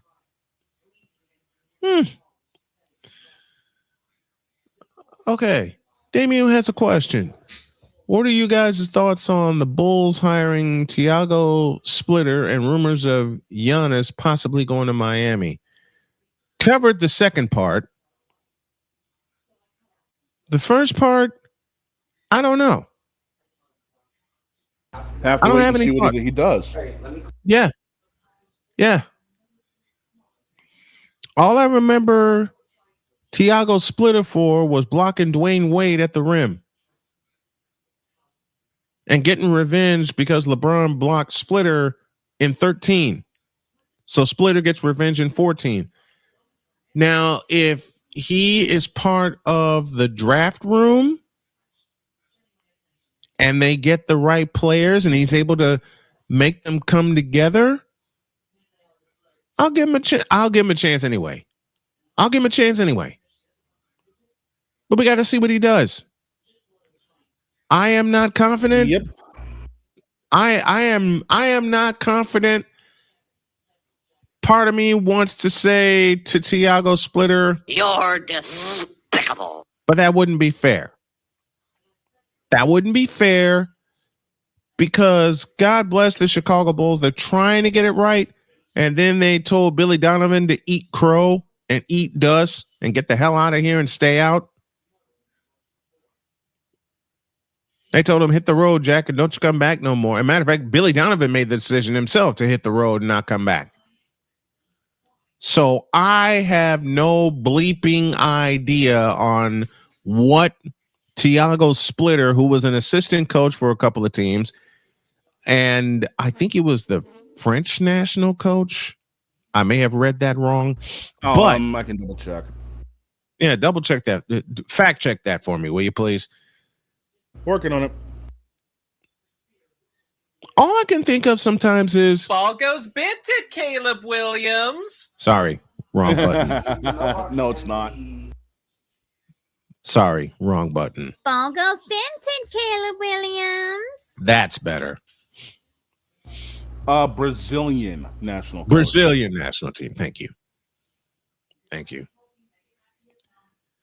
At least we don't have to deal with hemorrhoid. Lebron. Hemorrhoid.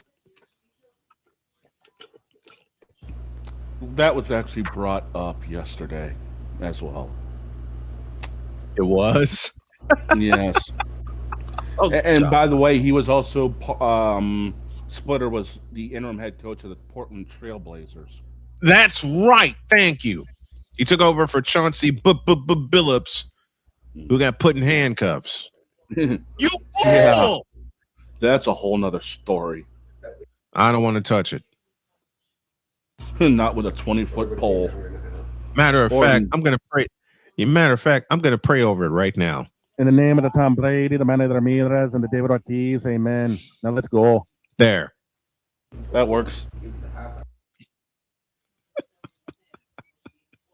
We need a break.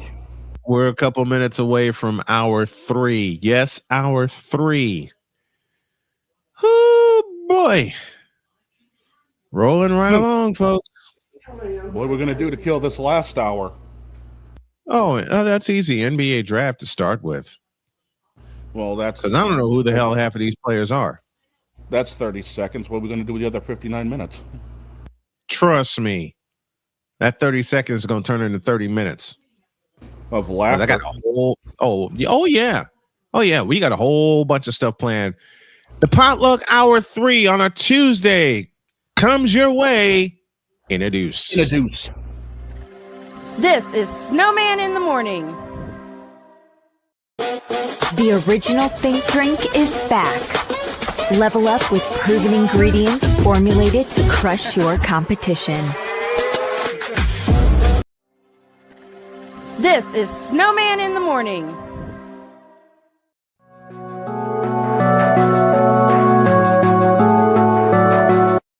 I want to do a TED Talk, but I don't have anything to talk about yet. I'm getting there. Life is for the living. We're not here that long. You can learn anything you want to learn without any money spent. What do I really enjoy? What do I really want out of life? I am your...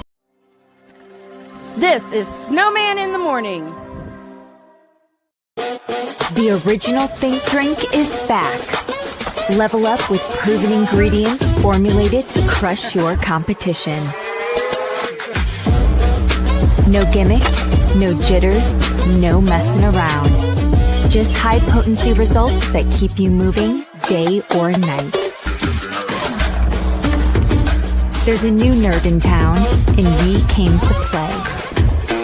Nerd Focus. Smarter than energy. Here's an important message from the Diabetes Solution Center. Do you like pricking your fingers to test your blood sugar levels? No one does, but it's important to maintain your health. And now, by wearing a small remote device called a continuous glucose monitor, or CGM, you don't need to prick your fingers anymore. It's easy to use and helps you make more accurate diabetes treatment decisions. If you are testing your blood sugar 3 or more times daily, injecting insulin, or using an insulin pump, call the Diabetes Solution Center right now. And if you have Medicare or most major insurance coverage, you may be able to get a new CGM at little to no out-of-pocket cost. Shipping is free, and we'll even bill your insurance company for you. If you are testing your blood sugar 3 or more times daily, injecting insulin, or using an insulin pump, call the Diabetes Solution Center right now to learn how to end the painful finger sticks and get your own continuous glucose monitor, or CGM, at little to no out-of-pocket cost.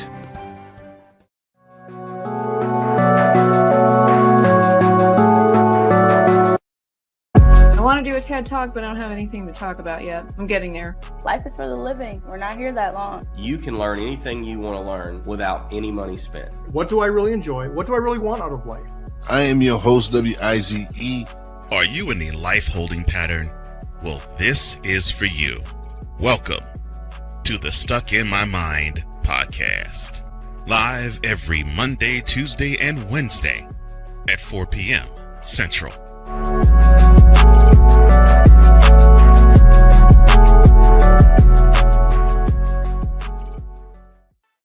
Drew Willingham.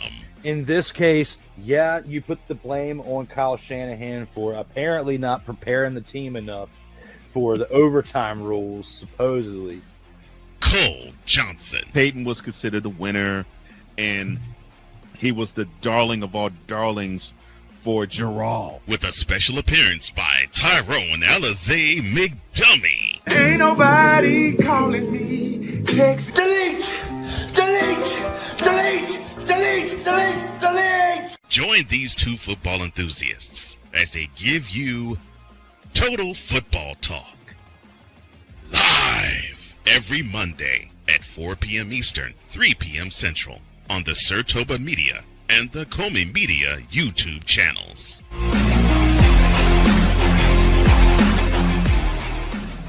Cause we take this job so serious. I'm sorry, you're what are these things called? Spices? Spices, thank you. My brain went bleh. What in the all types of blue hell? This is Snowman in the Morning. Basically, you're playing like first because I'm on change.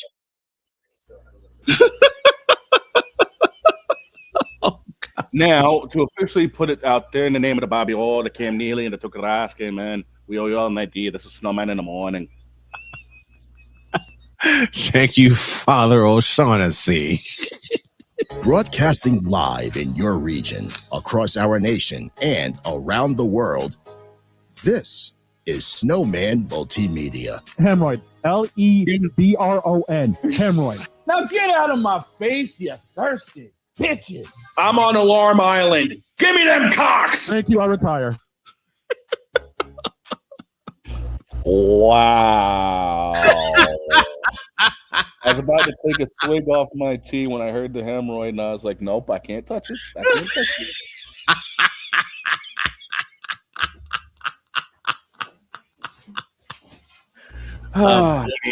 Avoiding all of the spit takes that you can, huh? For now. For now. We're going to open with a WNBA discussion for hour 3. And what you got for us? The Fever play tonight, looking for 4 in a row as they host the Toronto Tempo at Cambridge Fieldhouse. Now, let me pose a question to you, Dogfather. Yeah, what you got for me, you mook? Which team do you think? Who? All right, you mook. Listen carefully.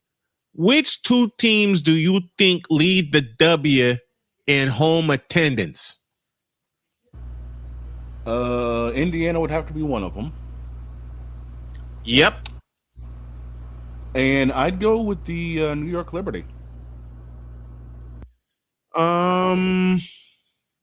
We're gonna fact check that now. Looking at home attendance averages for those averages. Average. I got cartoons on the brain, okay? Yeah, I get it.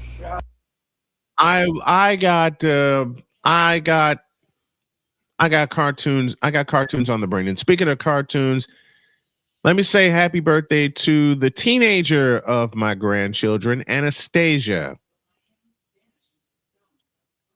Would you believe she is 16? Okay. Time flies, man. Yeah, man. Top 3 in attendance. Number 3 is Indiana. Number 2 is New York. And number 1 is Golden State. That doesn't surprise me in a way. Newfield. No, it doesn't. Listen, 18,064 for every home game since they came into existence. Every single one. Those are your top 3. 3-1 Indiana 3, New York 2, Golden State 1.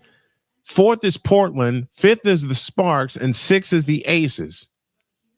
I bet you any kind of money if the Aces move to T-Mobile Arena, and they probably can't because of scheduling. Excuse me, because of scheduling conflicts. But if they move to T-Mobile Arena, they'd sell that joint out. Oh, easily. They'd sell that. What's surprising me is that the Sparks are not selling out Staples. Well, you know, when the Lakers can't sell it out and they have him. I know. But still, they got Kelsey Plum. That should be enough to sell that joint out, shouldn't it? Not when you have the stench of number 23 surrounding the building. This is true. The Sky are near the bottom, averaging 7,100 fans in a place. I want to hit this. Okay. The Chicago Sky averaged 7,130 fans. They played 6 games total. Their highest is 9,025, and they haven't seen Indiana yet. 7,130 in a place that doesn't even hold 10,000. Okay, so the house is roughly 3/4 sold most of the time. Okay. But I don't like how that looks for the Chicago Sky, man. Neither do I. I don't like how that looks. If you have a place that holds 9,800 people and you're only getting 7,000 a night, I mean, they had better shots of they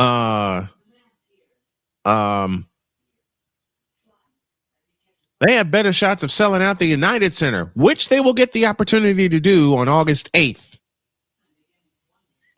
Yeah. League leader in attendance for away games. Take a guess. Indiana.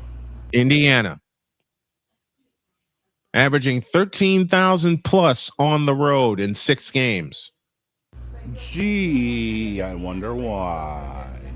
Number 22, perhaps? Sounds about right.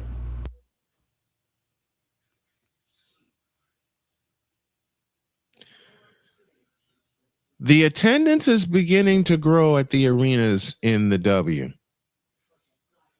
But who's to say if they don't move them to bigger arenas that they won't sell out? Kathy Engelbert. This is true. I mean, what does Allie say all the time? What does Allie say all the time? She ain't a good people person. I was actually about to say, what's something else she said all the time? Can we fire the bitch?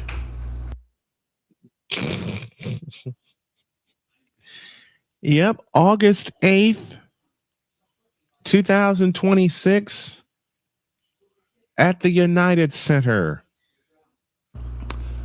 Well, to quote an old wrestling term, Chicago can thank Caitlin Clark for the house. Oh, yeah.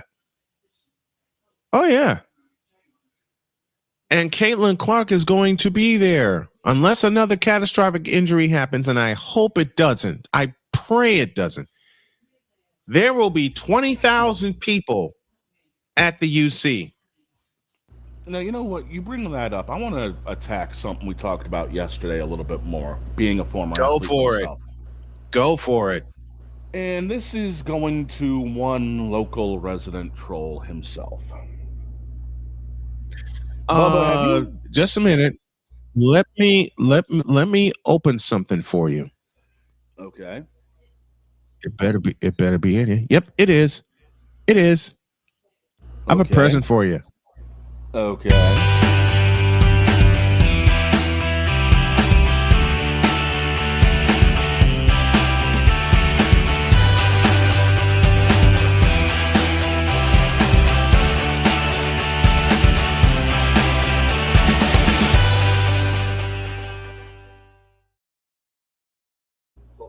Okay, I like it. I like it. Now, as I was saying, you're muted. Try that again. You were Quit muted. muting me. Now cook. All right. Now, Damien, you were talking about load management for some crazy reason. Have you ever played with any of the injuries that Caitlin Clark has been suffering from? Lower back issues, groin issues, stuff like that? No. Take it from someone who's gone through 9 concussions, 3 separated shoulders, a split tendon in his pinky, and a fractured wrist. Load management is needed at times to protect the player. Correct. Especially when it's someone who's as big an investment in not just the Indiana Fever, not just in the NBA, but in regular media in general, like one Caitlin Clark. Look at all the commercials Caitlin has been in: Gatorade, State Farm, Visa. Yeah. So when there's that much money involved and tied up in somebody, sometimes load management is needed. But here's the thing. You really think playing 30 odd minutes is load management? That's normal. Come on. It is normal. It is normal. So, Bubba, don't worry about what Caitlin Clark is doing. Don't worry about the fact of them wanting to do quote unquote load management. She don't need it. They really aren't using it. And look at the damage she still puts up points wise. Come on here. Why are we even having this discussion? Because Damien started it. He's a Chicago Bears fan. What do you expect? They ain't got 2 cents to rub together and think it's common. Oh, dear. I'll close the garage on that.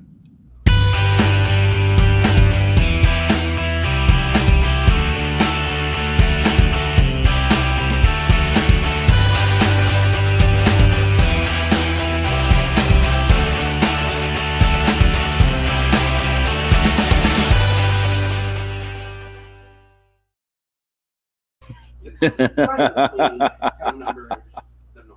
thought you'd get a kick out of that. Yeah. Now then, my turn. Do it.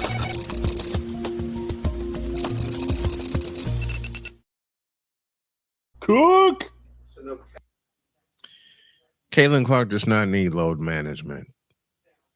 And for all you punks that think she needs that think she is getting load managed, she ain't. Because if she was getting load managed, she would not average 31 minutes per game with a season high 40 in an overtime classic against Chicago, which, by the way, she dropped 32 points and dished out 10 assists. Oh, you know the best part about that game? She stayed out of foul trouble. Now, the refs still have a lot to do with that, but that's an argument for Friday. Yeah, an argument we ain't got time for because I could take 2 hours.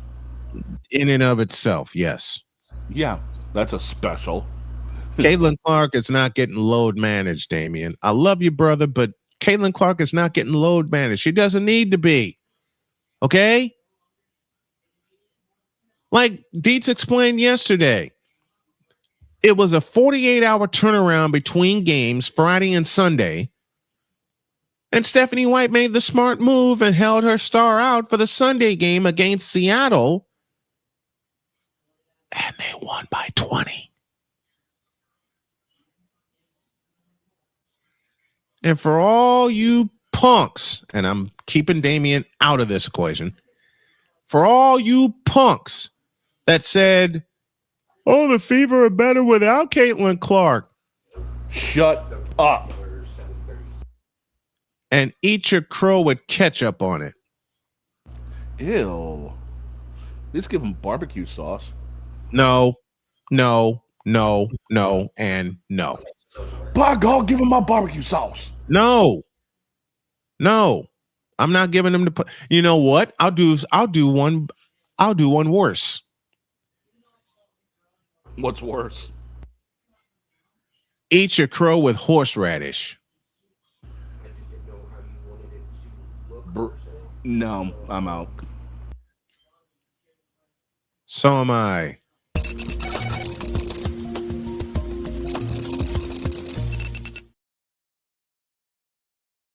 I mean, it could be worse. You could have told him to eat it with Arby's sauce. No. I actually like Arby's sauce.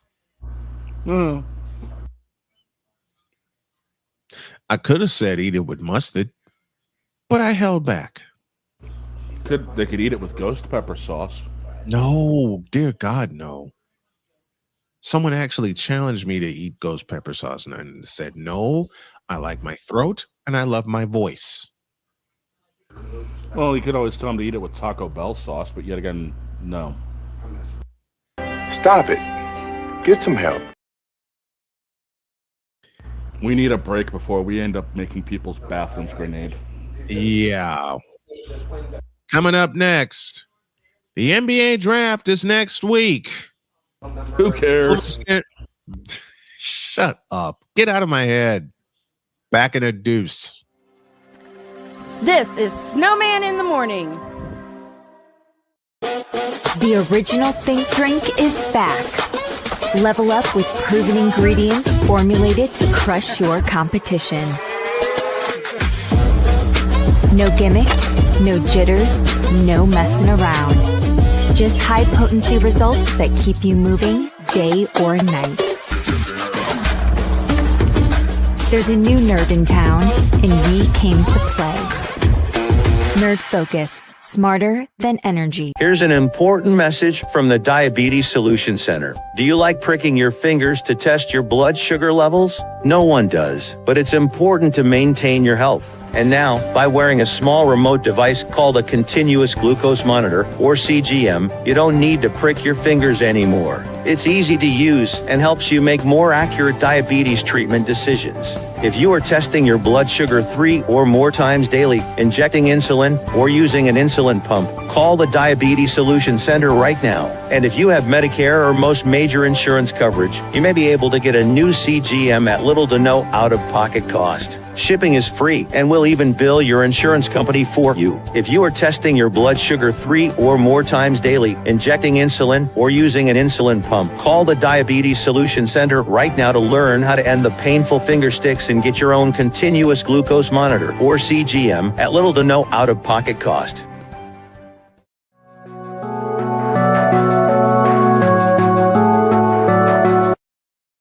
I want to do a TED Talk, but I don't have anything to talk about yet. I'm getting there. Life is for the living. We're not here that long. You can learn anything you want to learn without any money spent. What do I really enjoy? What do I really want out of life? I am your host, WIZE. Are you in a life holding pattern? Well, this is for you. Welcome to the Stuck in My Mind podcast. Live every Monday, Tuesday, and Wednesday at 4 p.m. Central.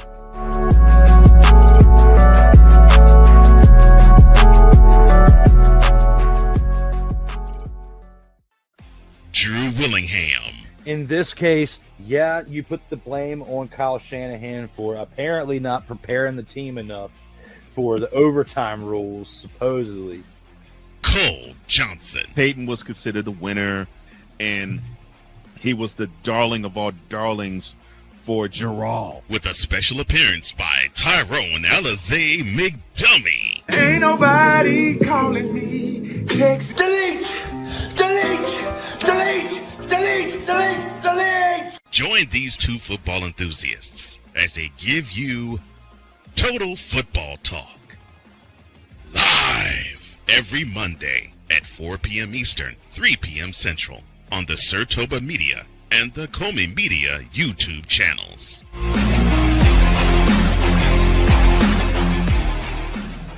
Cause we take this job so serious. I'm sorry, your own, what are these things called?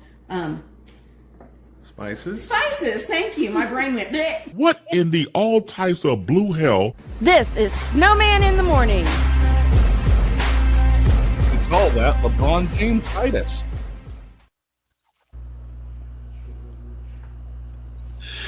I couldn't help it. That was from our series, Snowman Learns to Cook on a Budget, and we are going to bring that back late summer, like heading toward the fall, because I'm going to try a few things and I'm going to explain it. My wife is going to film me, so both of us are going to be involved. Okay, Damien. Now you're beginning to piss me off.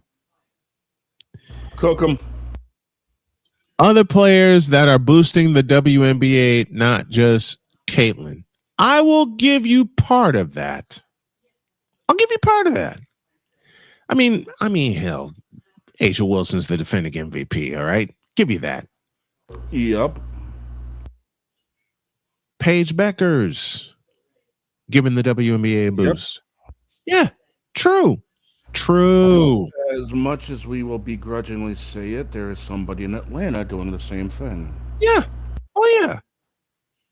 But if you want to put this on one player who brought all of these eyes, if you want to put this on one player who brought all this attention, if you want to select one player that ain't Angel Reese, that ain't Paige Beckers, that ain't Asia Wilson, even though Asia's the MVP,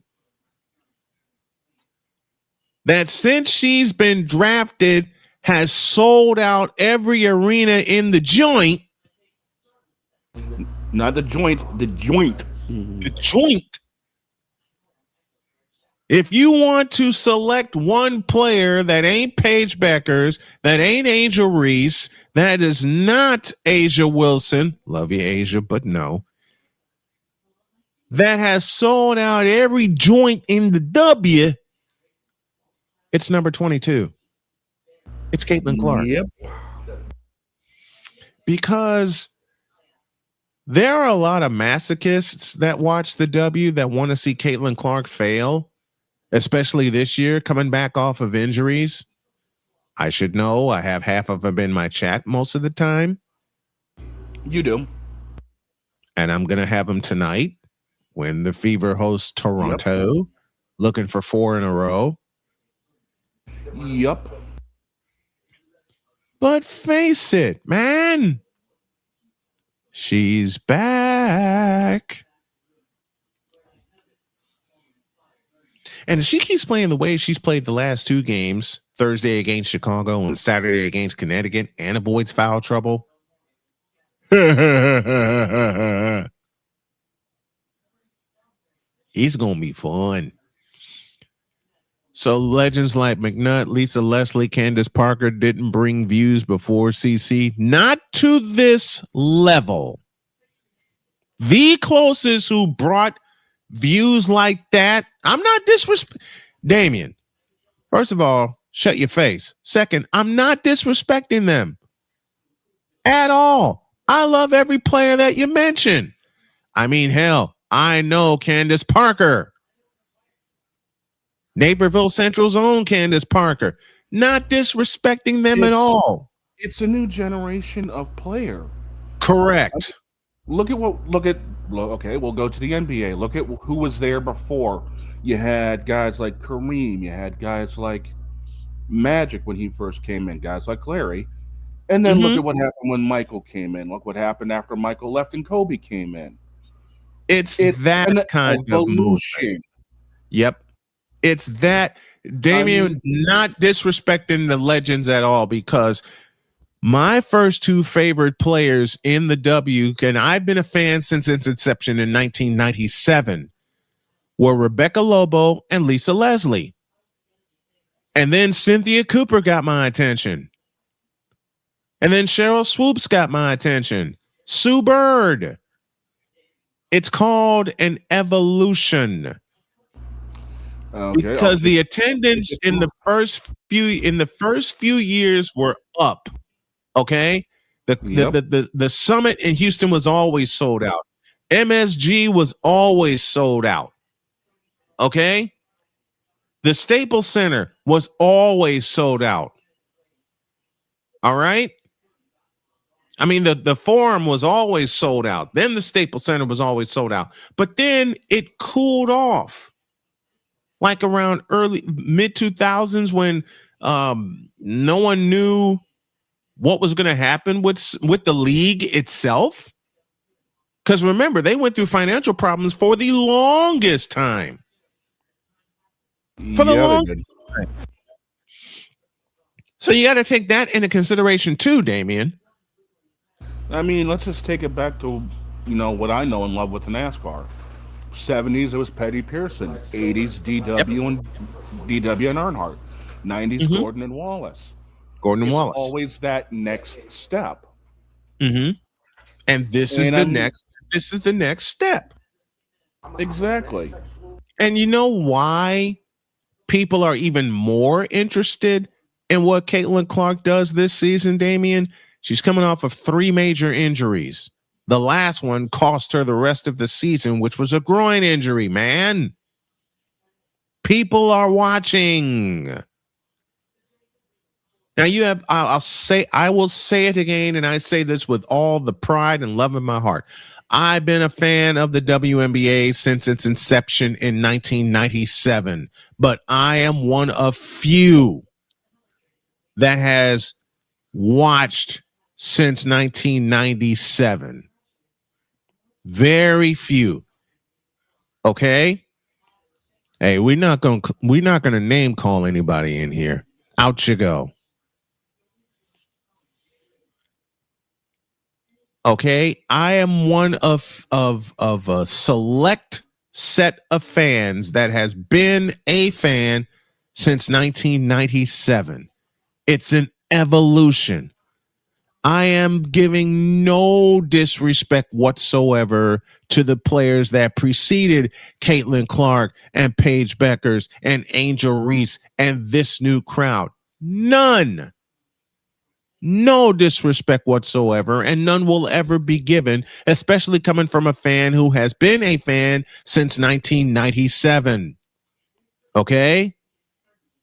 I watched the Comets win the first 4 WNBA titles.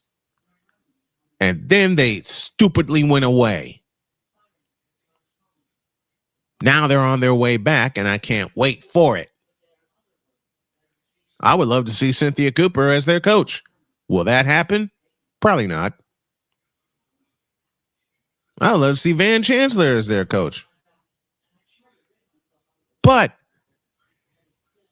there is nothing wrong with paying homage to the old school,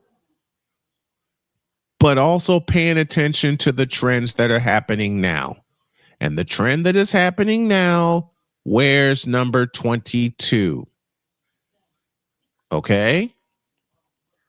And she ain't getting any special treatment. In fact, Damien, you want to have that argument? She's not getting any special treatment. In fact, the treatment of her is getting worse. Think about that. The treatment of CC is getting worse. Look at the last few games where she's allowed to get socked in the mouth, punched in the face, rubbed off the screens and called legal. Look at the Connecticut game. And she still kicked their asses. All I'm saying is appreciate it while it's happening. I certainly do. I've been watching Caitlin Clark since her junior year at Iowa. Remember, Shane and I did her magical run to the national championship game in 2024. What a run. Oh, yeah. What a run. Which began with a step back 3 in overtime in Indianapolis against Nebraska. That wasn't Indianapolis. That was the Target Center. I beg your pardon. That was the Target Center. Yeah, but still. That was the Target Center. A step back 3 in overtime, which sealed that game. And to borrow the words of my partner, Shane Lake, that was ice cold. That's what people come to see. Who moves the needle? Who moves the needle? And right now, the player that is the most popular player that is moving the needle right now is Caitlin Clark. End of story. Now I need another break. Doggone it. We're gonna mix in some food and some NBA draft talk because I still have a question to ask about this year's draft class. Introduce. Who are they? This is Snowman in the Morning. The original Think Drink is back. Level up with proven ingredients formulated to crush your competition. No gimmicks, no jitters, no messing around. Just high potency results that keep you moving day or night. There's a new nerd in town, and we came to play.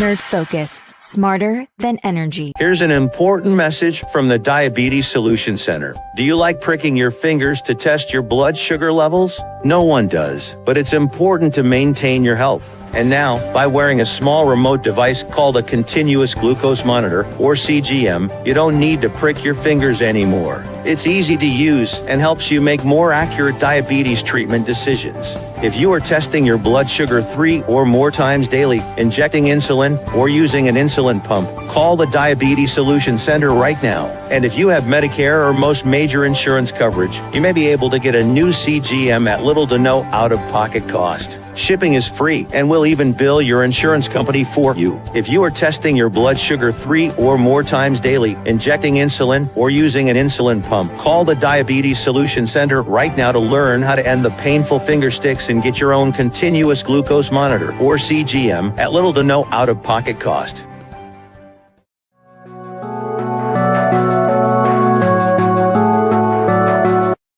I want to do a TED Talk, but I don't have anything to talk about yet. I'm getting there. Life is for the living. We're not here that long. You can learn anything you want to learn without any money spent. What do I really enjoy? What do I really want out of life? I am your host, WIZE. Are you in a life holding pattern? Well, this is for you. Welcome to the Stuck in My Mind podcast. Live every Monday, Tuesday, and Wednesday at 4 p.m. Central.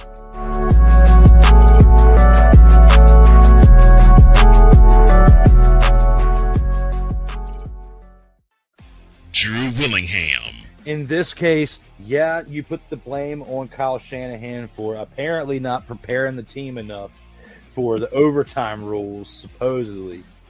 Cole Johnson. Peyton was considered the winner, and he was the darling of all darlings for Gerald. With a special appearance by Tyrone Alizé McDummy. Ain't nobody calling me. Text delete, delete, delete, delete, delete, delete. Join these two football enthusiasts as they give you total football talk. Live every Monday at 4 p.m. Eastern, 3 p.m. Central on the Sertoba Media and the Comey Media YouTube channels.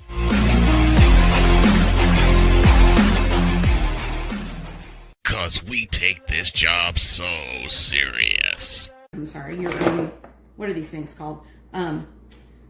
Spices? Spices, thank you. My brain went bleh. What in the all types of blue hell? This is Snowman in the Morning.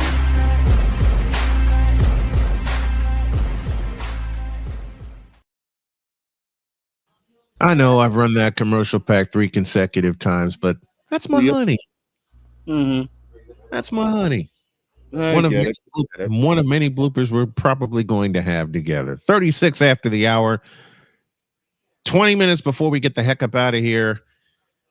And man, I took a look at this draft class. Dude. I ain't impressed.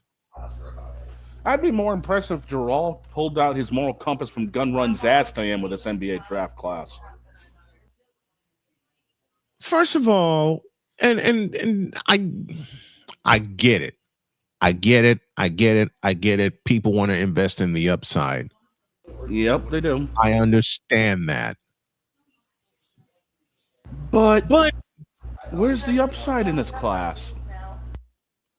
More to the point,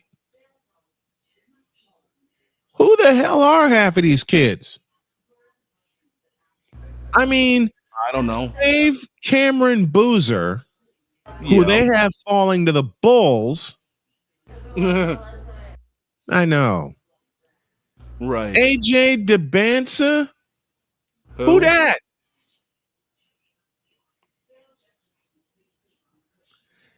Who? The Wizards win the lottery sweep. I'm reading from NBADraftRoom.com. The Wizards win the lottery sweepstakes and will have a tough choice between a number of elite level prospects. DeManza would give them a big wing who can score the ball in bunches and impose his will on the game. He's an alpha dog who can set the tone for the team for the next decade. And then I read the bottom line of who they compare him to. Try me. Tracy McGrady. No. Okay. Now, I am just reading the profiles right now. I am going to spend part of tonight doing a deep dive on some of these prospects. But the problem is when people do deep dives on these prospects, they look at the highlights and are sold on the highlights. I want to see a sequence with these players. Yeah, take a look at like 4 or 5 possessions, see what happens. Thank you. I want to look at a sequence. I saw a sequence with Cameron Boozer against UConn. I think we saw the same sequence. I do not. Listen. Let me read this. They picked Caleb Wilson to go to Memphis. 6'10" and listen to these. Listen to this. 6'10" and a quarter and 211 pounds. What? Bruh. And the other thing I want to touch on is that, and now these are not the actual draft picks. These are prediction for the draft picks. Keep that in mind. Okay, first 4 picks. What's the common problem here? Freshmen. They're not ready. That stupid one and done rule. Matter of fact, 5, 6, they don't have a junior until they get to the Kings at 7 with Andy Mara from Michigan. Oh, brother. And Andy Mara is a good pick. Why? Because you need to bring the big man back. He is 7'3" and 260 and a national champion. I mean, he'll be able to bang in the post with the best of them. But his comparison. Okay. I got to do a deep dive now. Who did they compare him to? Zydrunas Ilgauskas. They compared him to Ziggy Iggy? Yes, they did. Bruh. I know. For the Clippers, they have them selecting Darius Acuff Jr. out of Arkansas. 6'3", 186, a freshman.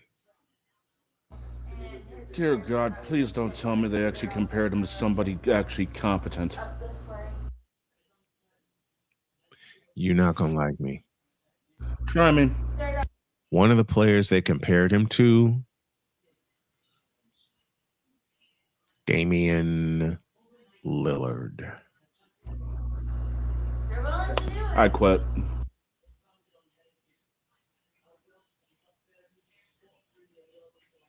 How? How can you do that to somebody? A freshman, no less. Comparing them to Dame time. Now, at 9, They have the Mavericks, the Dallas Mavericks. Okay, who have the reigning Rookie of the Year in main zone Cooper Flag. Carry on. They have them selecting 6'6" guard Keaton Wagler out of Illinois. Kid's decent. But here's the problem. Besides the fact he's a freshman? That. Yep. Who'd they compare him to? A hint of SGA and Tyrese Halliburton. Can we fire these idiots, please?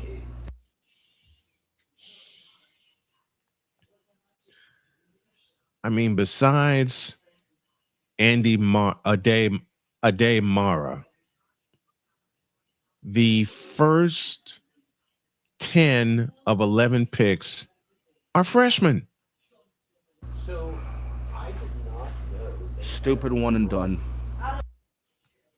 This one and done rule needs to be repealed. You know what? Here's how we solve that problem and force these kids to grow up. You make them graduate. Yes. If I was in charge of the draft, I would tell every one of these kids, get out.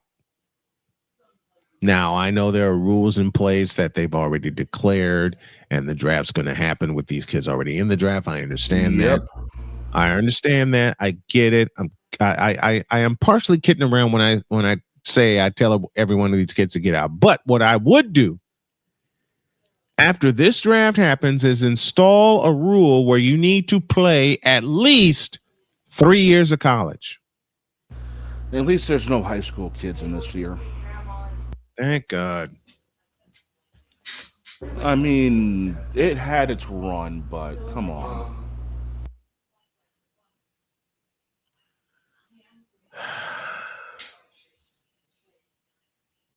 Now, you do realize that we're going to get raked over the coals for this, right? We're going to get raked. Care. Oh, I know you don't care. I don't be prepared. I don't give 2/5 of a. Give me this button. I don't give. Wrong button. I don't give 2/5 of a half of a flying. That came up in Jen's stream yesterday too. Beautiful. She actually asked me if she was saying it right, and I had to correct her a little bit. But yeah, they came up. Nice. I mean, what Neil types of the Vita Blue, red blooded, yellow bellied hell came up too. So there you go. What have I started? Don't ask me. Now let's go to let's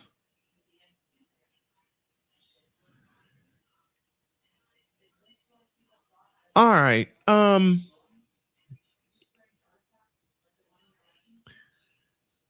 The Bucks are picking at 10. And they're looking at small forward Nate Ament out of Tennessee. Okay. You know what problem I see besides the fact he's a freshman? What? He is 6 feet 10 and a half inches tall, and he's only 211 pounds. That's a bit of a problem. And they compared him to Keith Van Horn.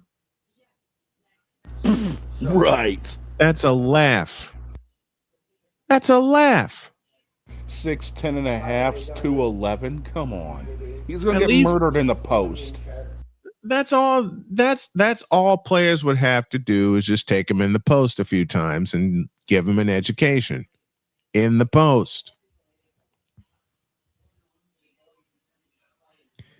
Yeah. Is this person serious? Is my first question before we do anything. Is this person dead serious? I'll allow them to answer. Are you serious about your question?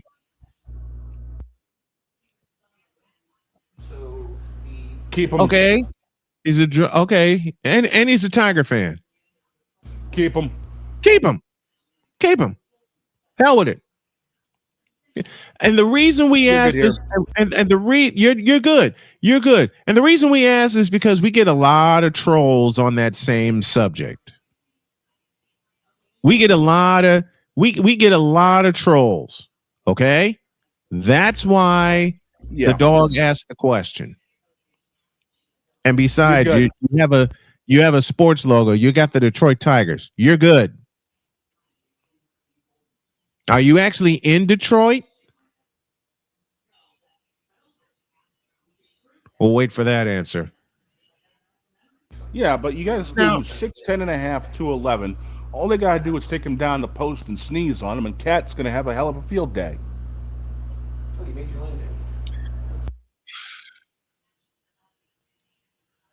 Then you got the Hornets. Oh, what did that dumpster fire looking at? Morez Johnson from Michigan, a sophomore. At least it ain't a freshman. But at 6'10" and 251, I could see it. I could see it. I could see it. At least they got at least he's a sophomore. I still would say make him play at least 3 years. Yeah, I would. Because a lot of these players, and I hate this about the one and done rule, and we've seen it dismantle the NBA. A lot of these players are incomplete. Yeah, that's true.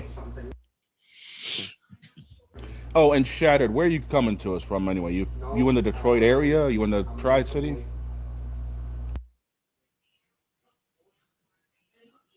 I would say so, considering they're repping the Detroit Tigers. Yep. Now, you know what? What? I'm looking at this site, NBADraftRoom.com, and there's a lot of errors on this site. I live in New York. Oh, you're in New York. Okay. A New Yorker as a Detroit fan. Whoa.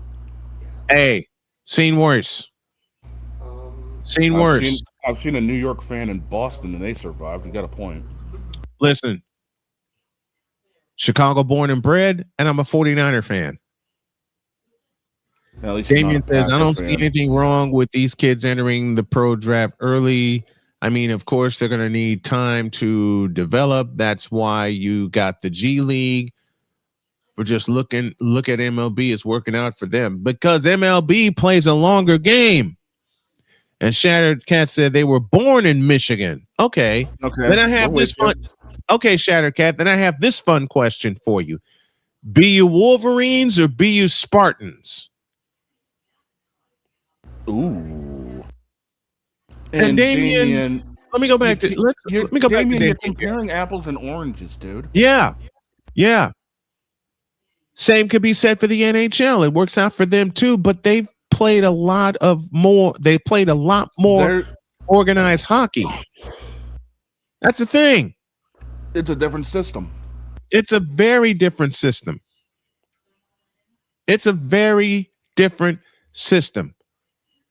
The NBA, and I will say this until I go 6 feet under and until they change the rule.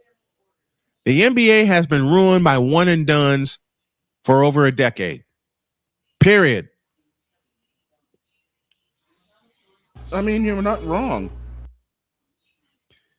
I mean, what do we see here? 19 of the first 20, and these are predictions, folks. These are just predictions that I'm reading here. 19 of the first 22 picks are freshmen. Yeah, Cameron Carr, that's a sophomore. Christian Anderson is a sophomore. You got and then you have that one of the top 10. Yeah, you got Yaxel Lindenborg, who's a senior, so that takes my math out. LeBaron. Oh my God, that name just does something to me.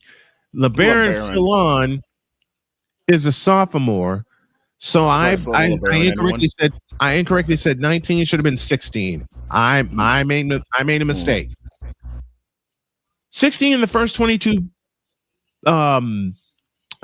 projected picks are freshmen. It's ridiculous. 16 of the first 22 picks are freshmen. Really? First of all, what do I have a problem with that? First of all, the body isn't developed. Second of all, neither is this. I mean, I know even as a senior, you got to start from the bottom and work your way in. But at least you have experience with you coming into the league. Michael Jordan left as a junior, but man, he had the skill, he had the nerve, and he had the brain. And it was a different type of ball back then, too. Magic Johnson left as a sophomore, and to repeat Dog's point, it was a different kind of ball back then. Judd Heathcote was the late Judd Heathcote was Magic Johnson's coach at Michigan State in 1979. He told him, "You got nothing left to prove." He told Magic Johnson, "You got nothing left to prove." So he left as a sophomore in 1979. And what did Magic Johnson do in 1980? Oh, yeah, he won the world championship. And to this day is the only rookie to win Finals MVP as a rookie. Earvin Magic Johnson with a Game 6 performance that will put any LeBron playoff game to shame. 42 points, 15 rebounds, 7 assists. And the best part about that game, it happened on the road at the Spectrum in Philadelphia. Matter of fact, in his first 3 years, Magic Johnson won 2 titles, 1980, 1982.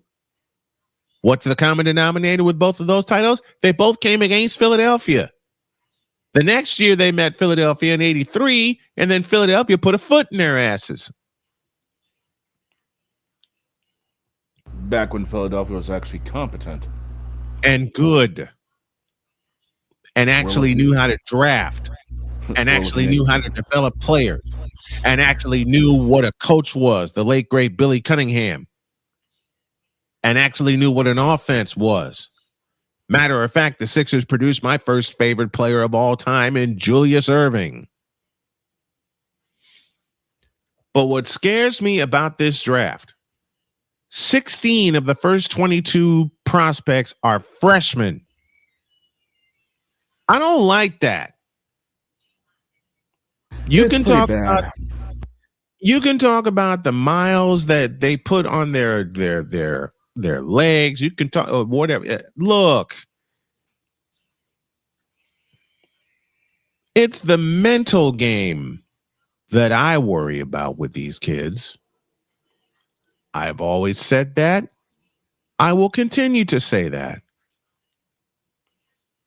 Physically, they can grow. Physically, they can get stronger. Physically, they can get better. But what about this? What about this? Huh? Now, it takes a special kind of athlete to play 1 year in college and then get drafted by an NBA team. I understand that. The sport I played was baseball. I get it. I understand. Three-sport athlete myself. I get it.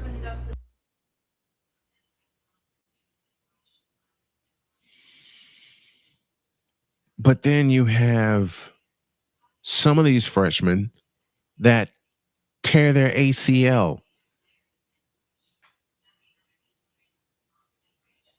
Like Jaden Quaintance from Kentucky, 6'10" center, tore his ACL.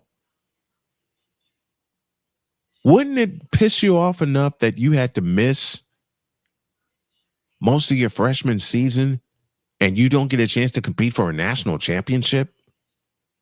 Wouldn't that get on your nerve? Most anybody else, yes. Wouldn't that get on your nerve? And then you got the NIL stuff going now. Wouldn't you want to just can of worms? That's a can of worms that's bigger than LeBron James's game. And deeper than his hairline. That's a can of worms that's deeper than LeBron and Stephen A's hairline combined.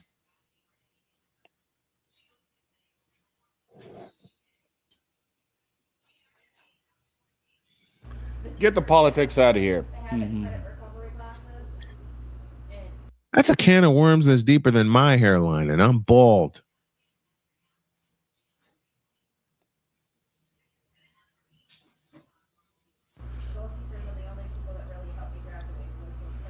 I think on that note, we better get out of here. Yeah, before we end up turning that into a whole new segment. How deep is this can of worms?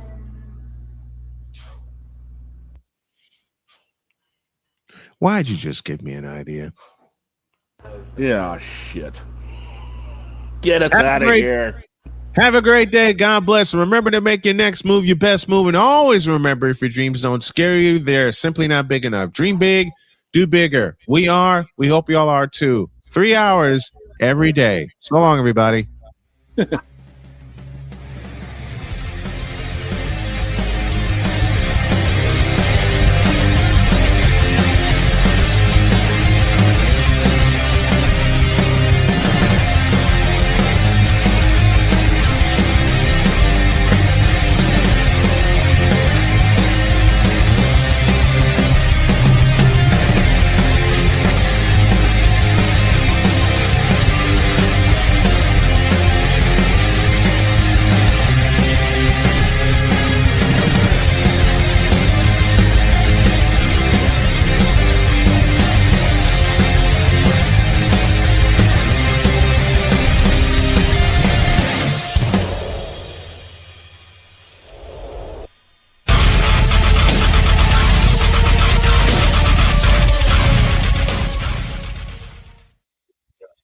I am the great Cornholio. I need LeBron James' jersey for my bungalow. Woo-ah! Make a teepee. Goodbye. See y'all tomorrow.